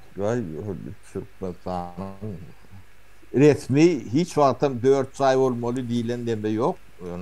Yani eyeçilik bolonlar 400 ayın olanlar istat olmalılar. Ne biz şoňa geçip bilmedik. Bizim ne geçmeli dememiz hususi eyeçilik şoňa onu dine kanunun üstünlüğü oturduran soň geçip bolýar da. Bizde kanunun üstünlüğü bolman soň elinizde bir zaýym orada üstünden buldozer sürdürüp bilýärler. 4 bolsa da elinizden alyp bilýärler. O şu at zay vuracak deyip işleşip bölür de daşında. O priver protay zay vuruyor da vururlar. O aşağındaki yank zayın aşağındaki yer ödünük del. Ödünük alak konu ödünük del. O şu yer ödünük olmazsa zayım ödünük del. O yani ödünük alak onu kabul edeli. Yani Hasan Asenli şu buldozer öyünü yetiyençer. Ne şu korsu. Buldozerlerin başka yerlerde meşgul oluyor. 3-4 yıldan veya 10 yıldan gelip biliyedi. Yönü tenki değil. Hasan elinden Allah'ı elin vakti alıp biliyedi. Şoları yalak yankı hükümetin ya da hükümet dip nemedeli. Şolun hukuku varmışım. O hukuku olmuyor, olmazsa şolun eline bağır. Şoň üçin biz hususi eýeçilik diýilen bir düşünje gelmeli. Onun kanun bilen gorumaly. Mal mülk 4 saýda 400 saýdyr. Ýagdaýyň çat. Näçe köp jaý etseniz döwlet şonça da iqtisady nemes hereket. Allah'ın kreye ver. Ýa-da mal heme sapara ine Türkmenistan'da jaý ýoklugy bir problema. Jaýyň gurulma, yani gurulup bilinmeýänligi ikinci bir problema da. Şoňa neme çözgüt getirmeli. Bir mehanizm köpünde. benim yadımdan çıkmasa siz yine şu anda hususi elçiliğe geçmeliydiniz. Köpçülük hem karşı çıktı ona. Doğru mu? Yani brigadierler, yemeler. O yeri verecek bolluk. İlk hududu geçirip topraktan başlayandı. Başka Şimdi dağıttan başlamayacak. kızıklı bir zadaydayım. Meşşoların çağlaları ve ahlıkları şu gün daşarı orada çıkıp hususi elçilikte işler görürler. Yani hususi elçilikte işçi olup işler görürler. Devlette işleyen adam yoktur. Daşına çıkıp. Devletin yankı birinciliği vardır. Ola birinciden devlet diyende olan elinde kendi iş yok, iş yeri yok devlette. Ve öz yetiştiren kadırın alıyor. Yani başından adam, ansadan adam. Yine bu zatları yöne size karşı çıkan adamı şu an düşündürsen şu zatları düşünmeye yine karşıdır. Hemen hususi için devletin kolu oluyor. Yeme bana karşı adamlar tani berdi Muhammed Serdara karşılıktan ken. Ben onu biliyorum. Bunu ne için görüp bilen oklar. Ne için yöne köy zadayına daşına giden sen ahtın oğlanın kızın Mehmetçe hususi elçilikte işler sana pul uğratıyor. Yöne senin çok hususi elçiliğe karşı ne için? Ne için bunu gören oklar. Ben şu an hayran oldum. Cehalet değil ya bu. Neme kızıklı yine şu bir adam Türkiye'de daşarı yurttan yani Türkmenistan'dan gelen 3-4 adam iş verip biliyor da Türkiye'de bir adam gidecek yer var, bir kafesi var ya da nemesi var. Daharhana diye açsa khas umumu oluyor. Şu tayda 4 tane Türkmen işledi. Öz yeri, öz dükkanı ya da öz iş nemesi. Devletin edarasında işlerini hakikaten gelip Türkmenler. Devletin edarası alma mümkünçiliği yok da olan nemesine doğru ilen o. Yok almayaram devlet o başka şey işleyaram. Yani aydılışı oyunca indi. Hususi elçilik gelen vakti işsizliğe en pes derecesine düşüyor. İşsizlik yani düşüyenden aydıp vereyim deme kemiğine. Yani sonra verene bir cevap verip birlik deyip düşünüyenler. Ne yer hududu elçiliği geçenle ve Türkmenistan'da 448 bin kvadrat kilometre yer var, toprak var.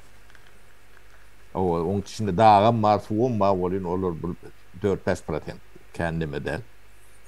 Ne şu yer ten mülkün o birine 50 hektar yeter, bir elektrine 100 hektar, birine 500 hektar demetine göre. Şu tayda ten yeri işlersin. Senin iş yerin 500 bin adam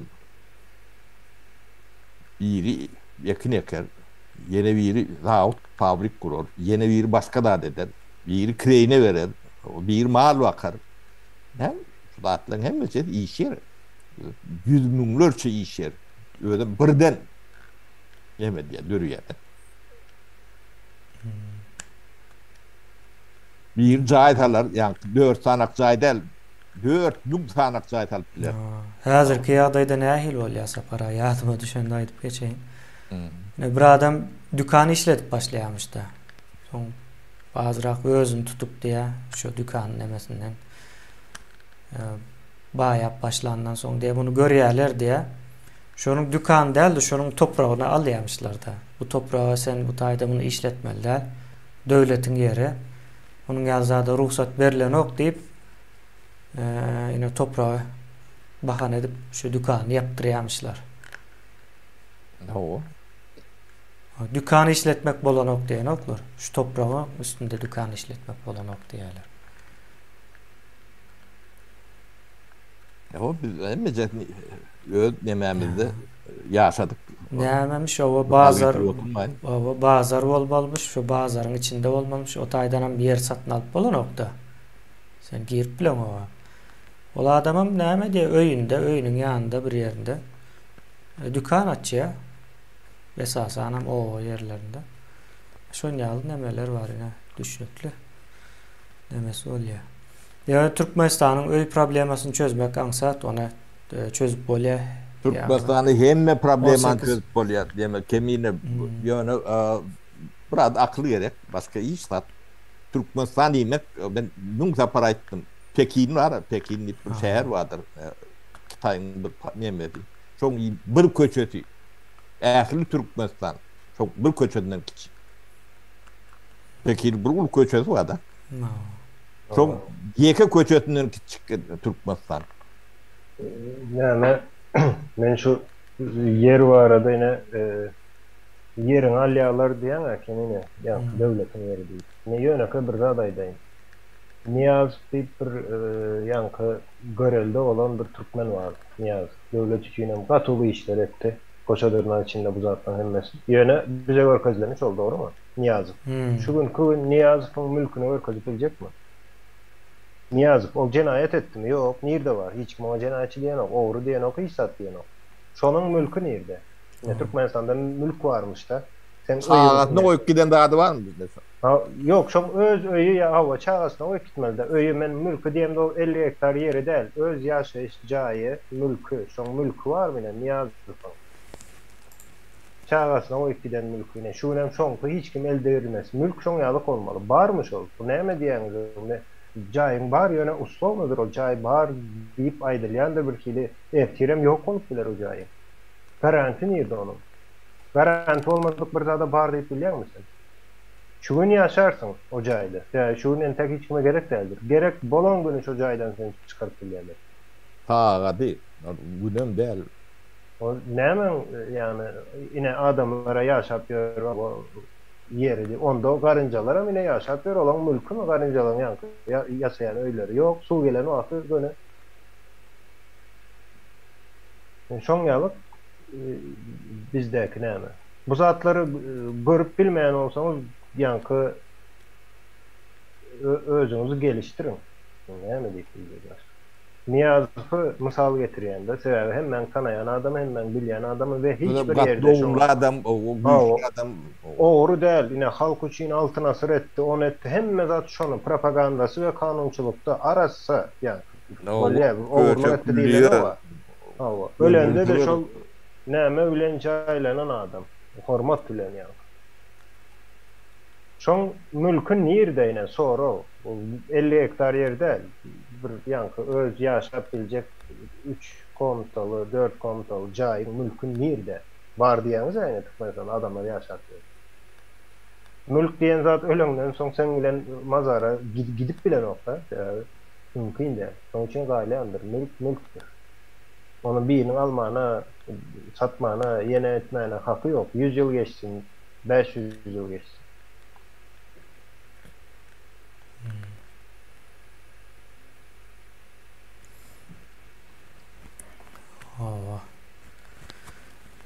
Sonra hem mezat aslında gözün önünde görünüp duruyor. Ne için gören oklar.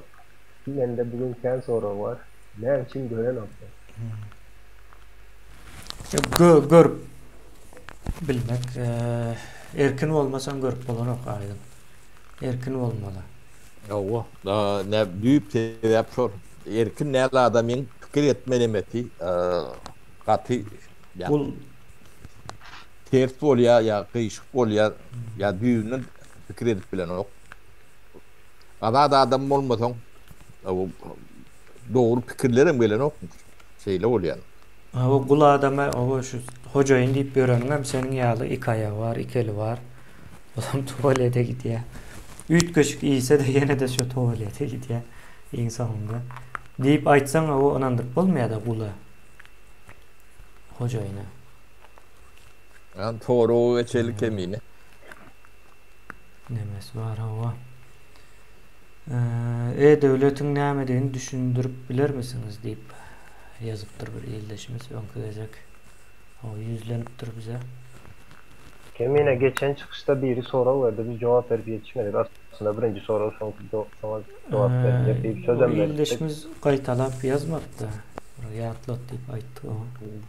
Sen belli alıptın sözde. Neme var arada sonra da Ovanstan'daki yine su probleması var arada. Sonra da su problemi yani Amderya'nın uğrama var arada. Ona da cevap verip geçsek var.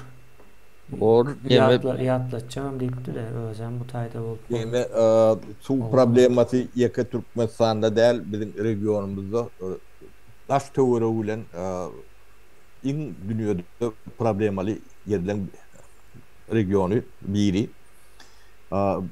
Bunu nähile çözdüler? Bu çözüm ýolları bar elbette. O birinji biz suwy ulanmany öwrenmeli. Suw tapmadan hem öňürtü suwy ulanyp bilmesek, suw tapanda da ýene de suw ýetmez. Ne sonralap bolýar da. Ne Türkmen isrip haram diýip bir neme sözü vardır. Biz suwy gaty isrip ulandyk. Oňa getiren betbatçylygyny ne özüň içinde ýaşap berýärsiňiz da. Yani kedelleňiz 90% şol yani suwy ýalňyş ulanýan yer şorlap ýatyr. O da dermanly demeli todaya demalýaňyz da o ýapdan suw etýär, şo suw içýäňiz zäher dursun. Ne ketel hemme zady şol ýa demeden o suw medeni ulanma medeniýetini öwrenen soň suw ýeriň aşagynda da suw bar. Kaspyda da suw bar, dağın aşagynda da suw bar. O ýa bolmasa oňşularda suw bar. Ne täjekdanlar. Giden köl bar özüm gaty howply özi ýarylsa ähli orta diýen göterýär. Türkmenistana da epet böyle göterýär. Gymmat proyektler olur. Ýöne çözüm bar. Oňa ýöne akylly ýakalaşmaly. Böyle çözüm bar diýip o suwy öňkü ýalak ulanmaga dowam etsek betbarçylykdan başga zat getirmeýär. Aydın bu sonra bir aydan bol verendir. Geçen hep daha delt oldu yana. Benim fikrimce. Ya ben mi yanlış demettim? Yani su neme köp yerde, su bol yerinde de teknik su diýip su vardır. Su iki bölü yerlerde. Yani teknik bu tavoy nemede, ne tuvaletlerde, zatlarda. Ho nemeni ekine şehir içindeki yemelerde ulanmak için içilmeyen su, teknik su. Yani kaytadan içilen gelen su da tuvalette rahat bulunur. O içilen su başkadır. Sonra ikiye bölüyorlar. O da bir neme. Türkmenistan'da yoktur bu zatlar. Bizim çözmeli, öwrenmeli, gatyken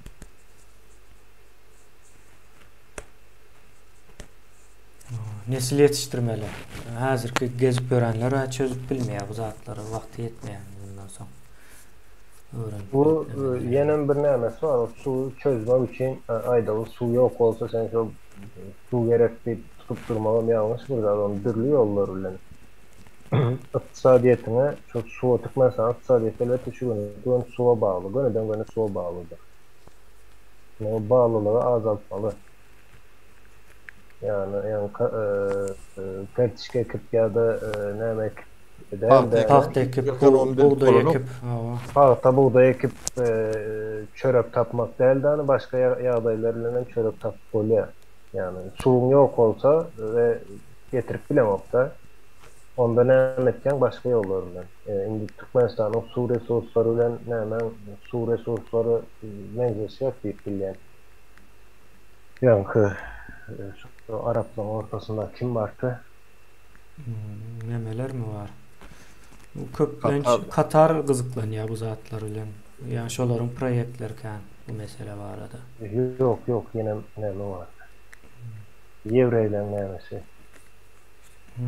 İsrail var yine. İsrail'in iktisadiyeti nemeden yani erbetten nemesine sereden yağdayında. Yerleşen yerine sereden de iktisadiyeti ya da komşu devletlerinin has üstündedir İsrail'in. Onam yine elbette de dürlü nemeler vardır. O dünyanın hem yerinde pulu var, yenesi var. Son için olur bu işi deyipler. Yani bu zatlar aslında pulu olayan olsa o adamın pul bar, pul tarihte yoktu. Yani son kazanıp başladı adamlar. Aklın üstüyle. Aklın olsa pul gelir. Yani şolara mine yaşatıyor. İyi içip bile. Bizden has ol iyi içerler. Yemek onu çözmenin türlü yolları vardır. Yani kemiğine iki kere problem olsa bir tane problem vardır. Yani çözümü en az 2 sanadır diye. En az Ay, 2 sana. Aydın ne İsrail gowy atdypdyň. Ne bir 91-92 ýyllarda İsrail bilen gaty gowy işleşýärdik. İsrail'in Tahal diýip bir firmasy bardy. Suw boýunça dünýede iň öňde bar ýemeleň biridir. Şular bilen biz Türkmenistanda ýa proýektler atlar gelişdirip ýördik de. O kapilin ara şeyini yeka o del yani zavutların nemelerini enzimlerini çıkarmak var arada. Onun suyu yani teknik suyu aratalamak var arada şu atık sular var. Şolong nemelerini için proyektlerimiz var da. Yani şu atlan hem meceti ne bir işten ayrılamızda yani çölün içinde yani şor diyendir yani aşağıdan çıkan yerinizde. Şu tayda 4-5 bin hektar yer tekillettik. Şu abarudunları şu tayda konteynerlerin içinde çürek kalıptır da şu. Yani biz şu İsrail'le bolun dağın hem beceri yuvaş bizde boluyattı. Yani şöyle yalak ısnışıklı işleşiyorduk da. Öyle yani kontaktlarımıza boğuldu. Atbat yalak yani. Doğutanıp. Hava bu suwly meseleni çözdük şu E-Devlete nemedeli.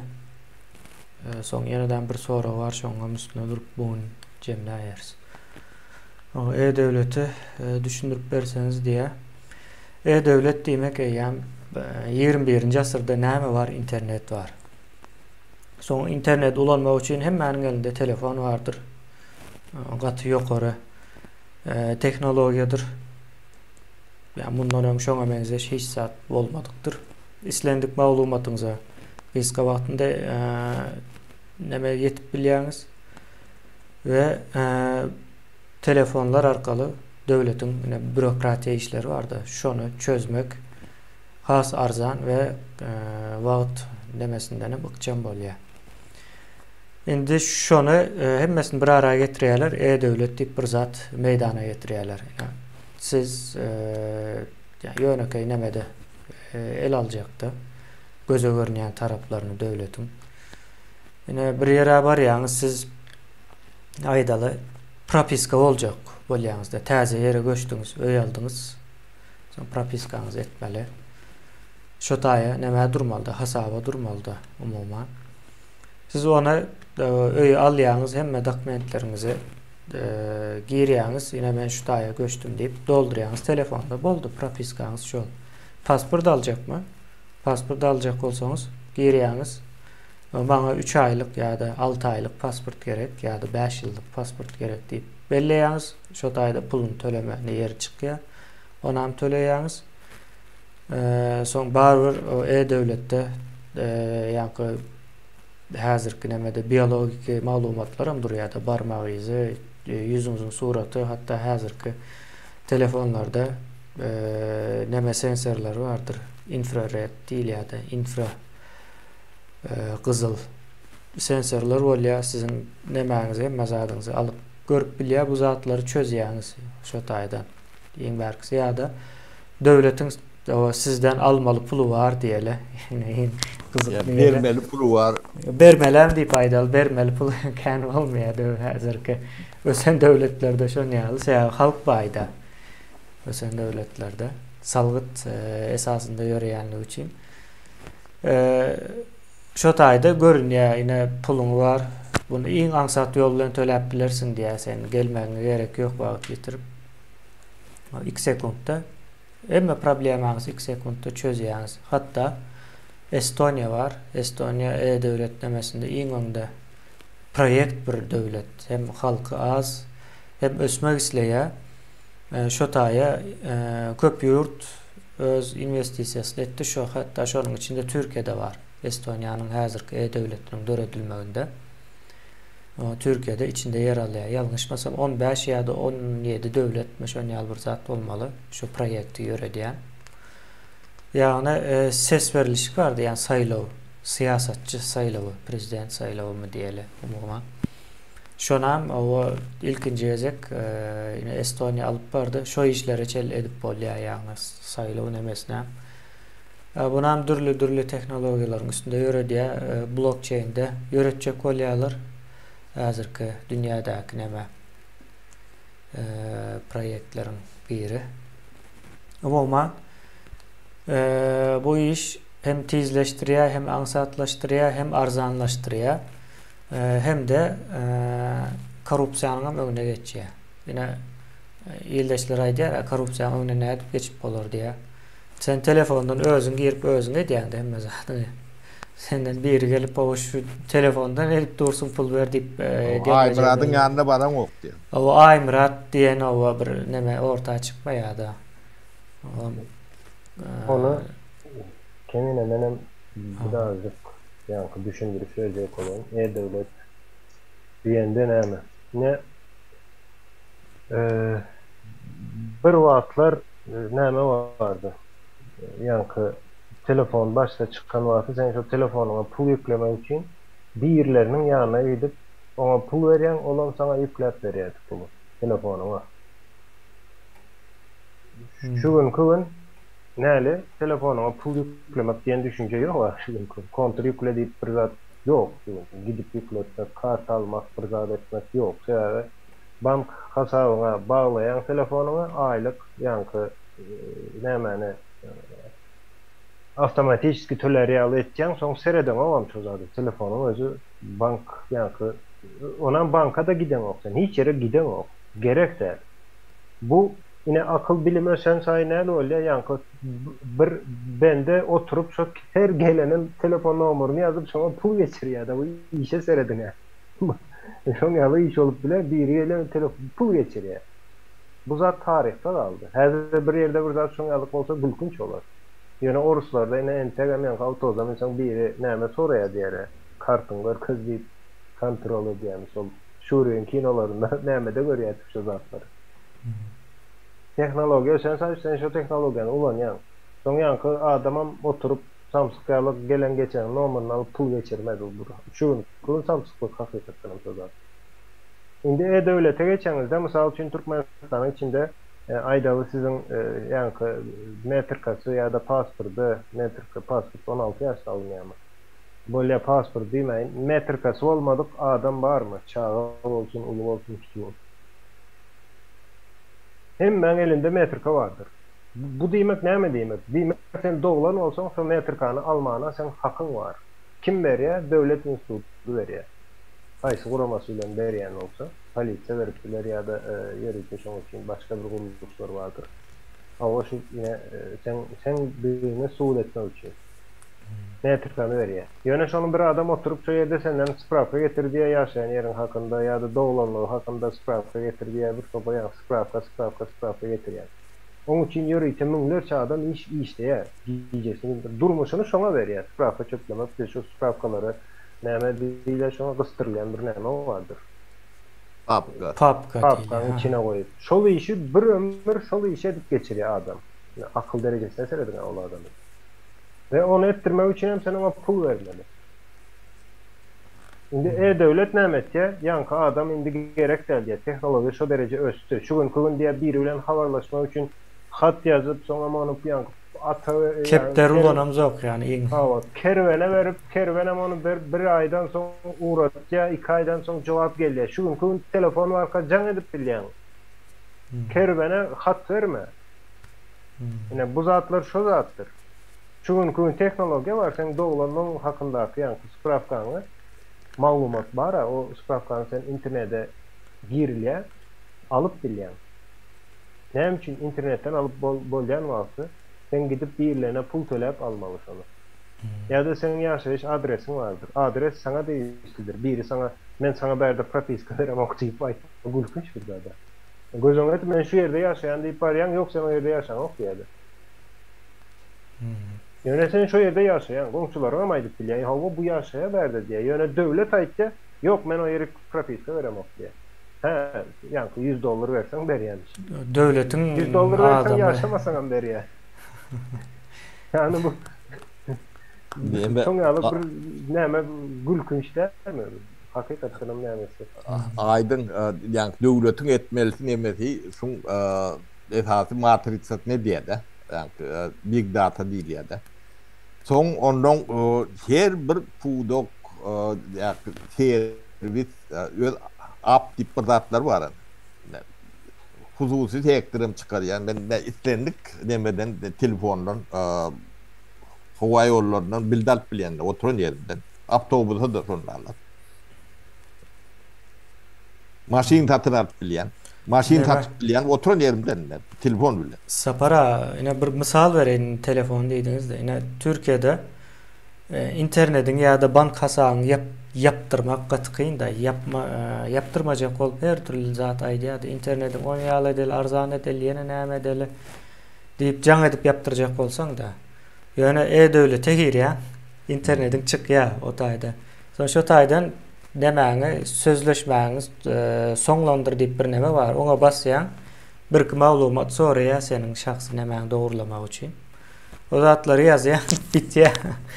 Hiç kim bilen gürleşen ok. O soň sen internetin yapmaly o pelança manada, pelança lira ýa-da has köp, has tez internet bereli ýene bir zat diýip birentek olaryň nämesini dinlemelde, reklamasyny seni şu alyp galjak bolýar-da, müşterilikden çykarmajak bolýar.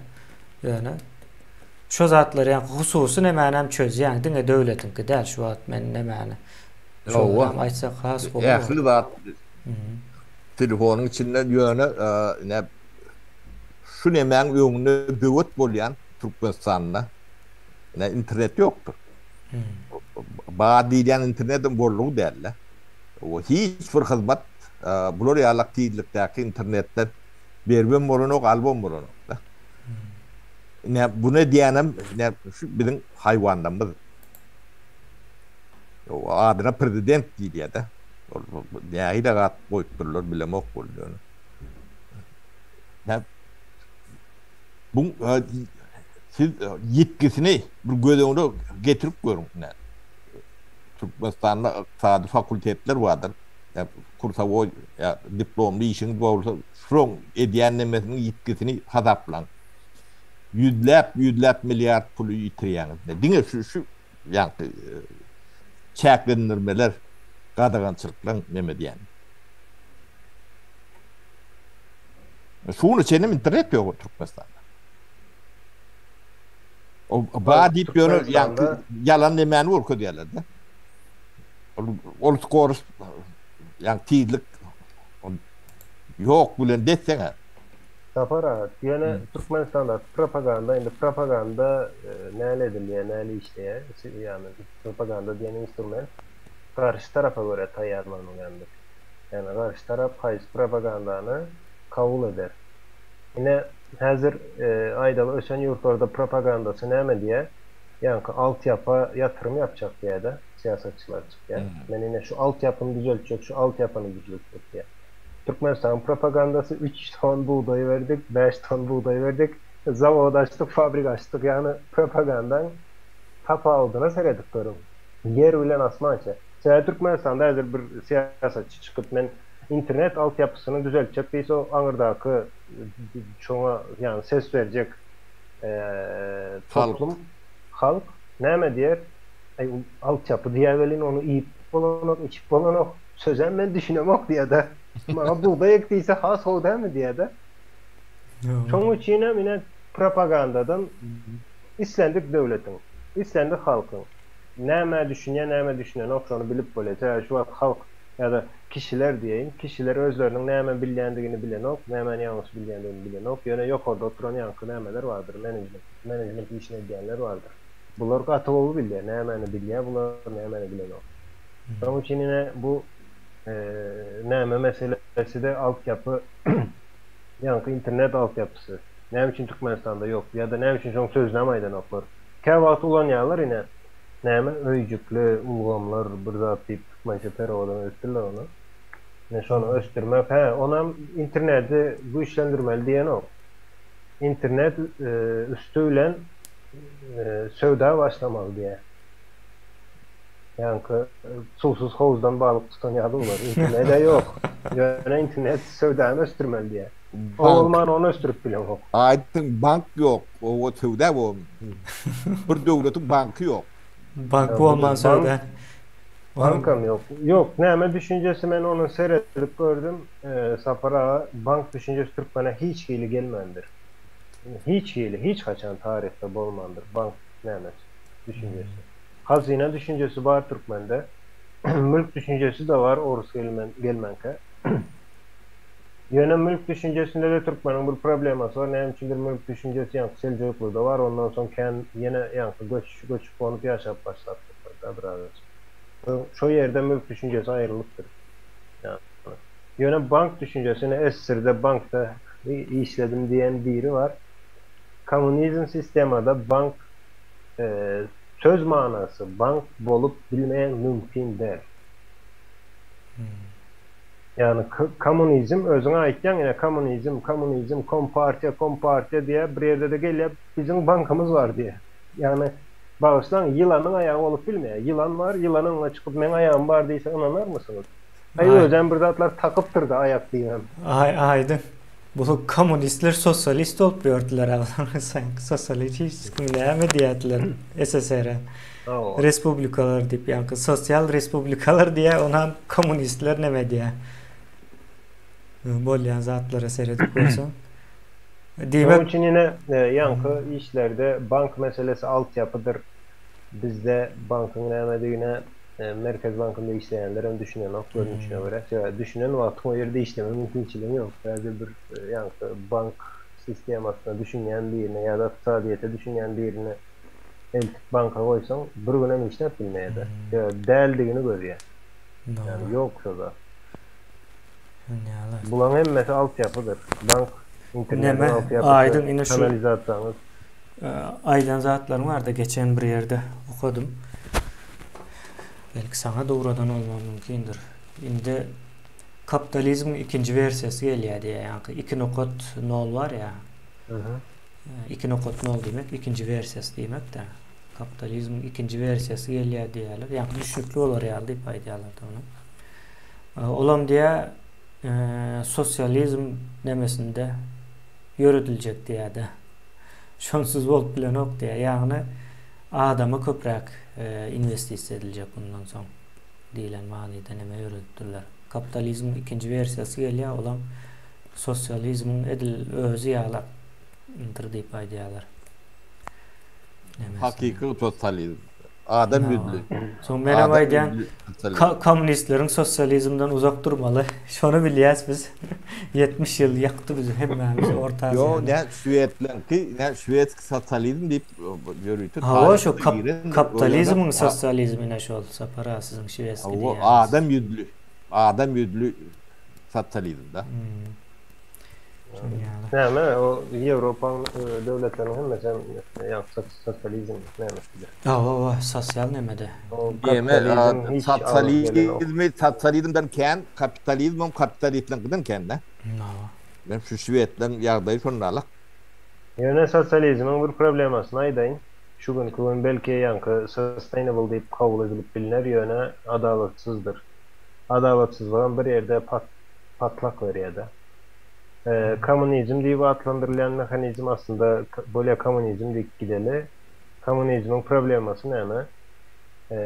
Komünizm ünsörüklerin tarihine yankı nemede o tarihi değilse dinle Amerikan tarihi deyip fikir etmen kapitalizm batı ken nemede vardır. Yani 2500 yıl tarihte görüp bilirsiniz bunu düşüneceğini. Onun işleyiş sistem aslında o kanunlaşan kapital ya da kanun esasında adam hakları ile son birleşti de kapitalizm. Yani Amerika varyantı. Kapitalizmin probleması misal için ünsörüp görsanız önümçülük artyandır. Sarp edeceğim azal ya da şunu ne etmeli ol ya da. Yok, sarp edeceğim köpeliğe önümçülüğüm artıyor. İstekler artıyor.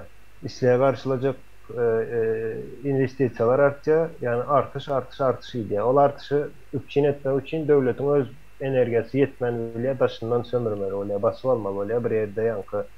Az okan bir toplum var olsa hemme topluma girip gören o adamlar. Azra okan olsalar, bire hormat yok olsa, yankı şahirine, yenesine, aydınçısını koramayan bir toplum var olsa şu yere gidiyor basvalya, şoları sömürüye. Sömürüye diyen dediğine yeri değil, işçi gücüne sömürüp bilirler. İstendik adayı sömürüye. Ulanyalarda ya. Ulanyalar. Yöne son belli bir vaattan son şolam yetmeyen başlaya. Ne kapitalizm şu gün 2-0 diyen olsalar, ütkötmeli o sistemada devam edip bilen ondan belli kapitalizm sisteması istek artıya, istekler sonsuzdur. Yani önemçilik sonsuz der, resurs sonsuz der. Kapitalizmde istekleri her işe karşılamalı oluyor. Yine ösüş yani kapitalist hakiki kapitalizm bilen yaşayan devletlerde iqtisadiyyat çökse şu devlet yok oluyandır. Bu hakikattir. Türkmenistan bolup kapitalizm çökönse bir aşat bir Türkmenler. Türkmenistan'da indi kapitalizm yalat bir düşünce yok. Mülk yok. İstek yok o tayda. İstek yok. Hiç istek yok. Yine şu neme yankı mecburlukları var adamların şoları karşılattıysa yani yemek içmek sonra yatıp uyku almak diyelim. Yine şolu karşılattıysa yeterli o yerde isteği var. Samolyat alacak ya da ben aydım aytacak yankı albüm çıkaracak diyen adam var. Ya da yine ben çağımı Oxford'da okutacak diyen adam var. Çağan doğuluşan tesadüf Türkmenistan'da yetişmesen tesadüf. Tötenleyin doğuluyor çağalar. Tötenleyin doğuluyor. Planlaştırılıp da hiçbir zat. Tamam sorarsan ay yine ul oldu diye. Ul oldu da beden ul olandır. Yani aydın ulal nemesi son aydır ya. Yani ulalayanca da rızkını Allah verir diyerlerde. Şu tarapan var. Neden ağrıyık ol çağan kim diyem o da lokal problemi oluşturur. O tayan var. O kakadın tanımayan çağalar köpürlüğe gittiği için. Sonra da geçelim. Son bugün Cemlali. İyileşler.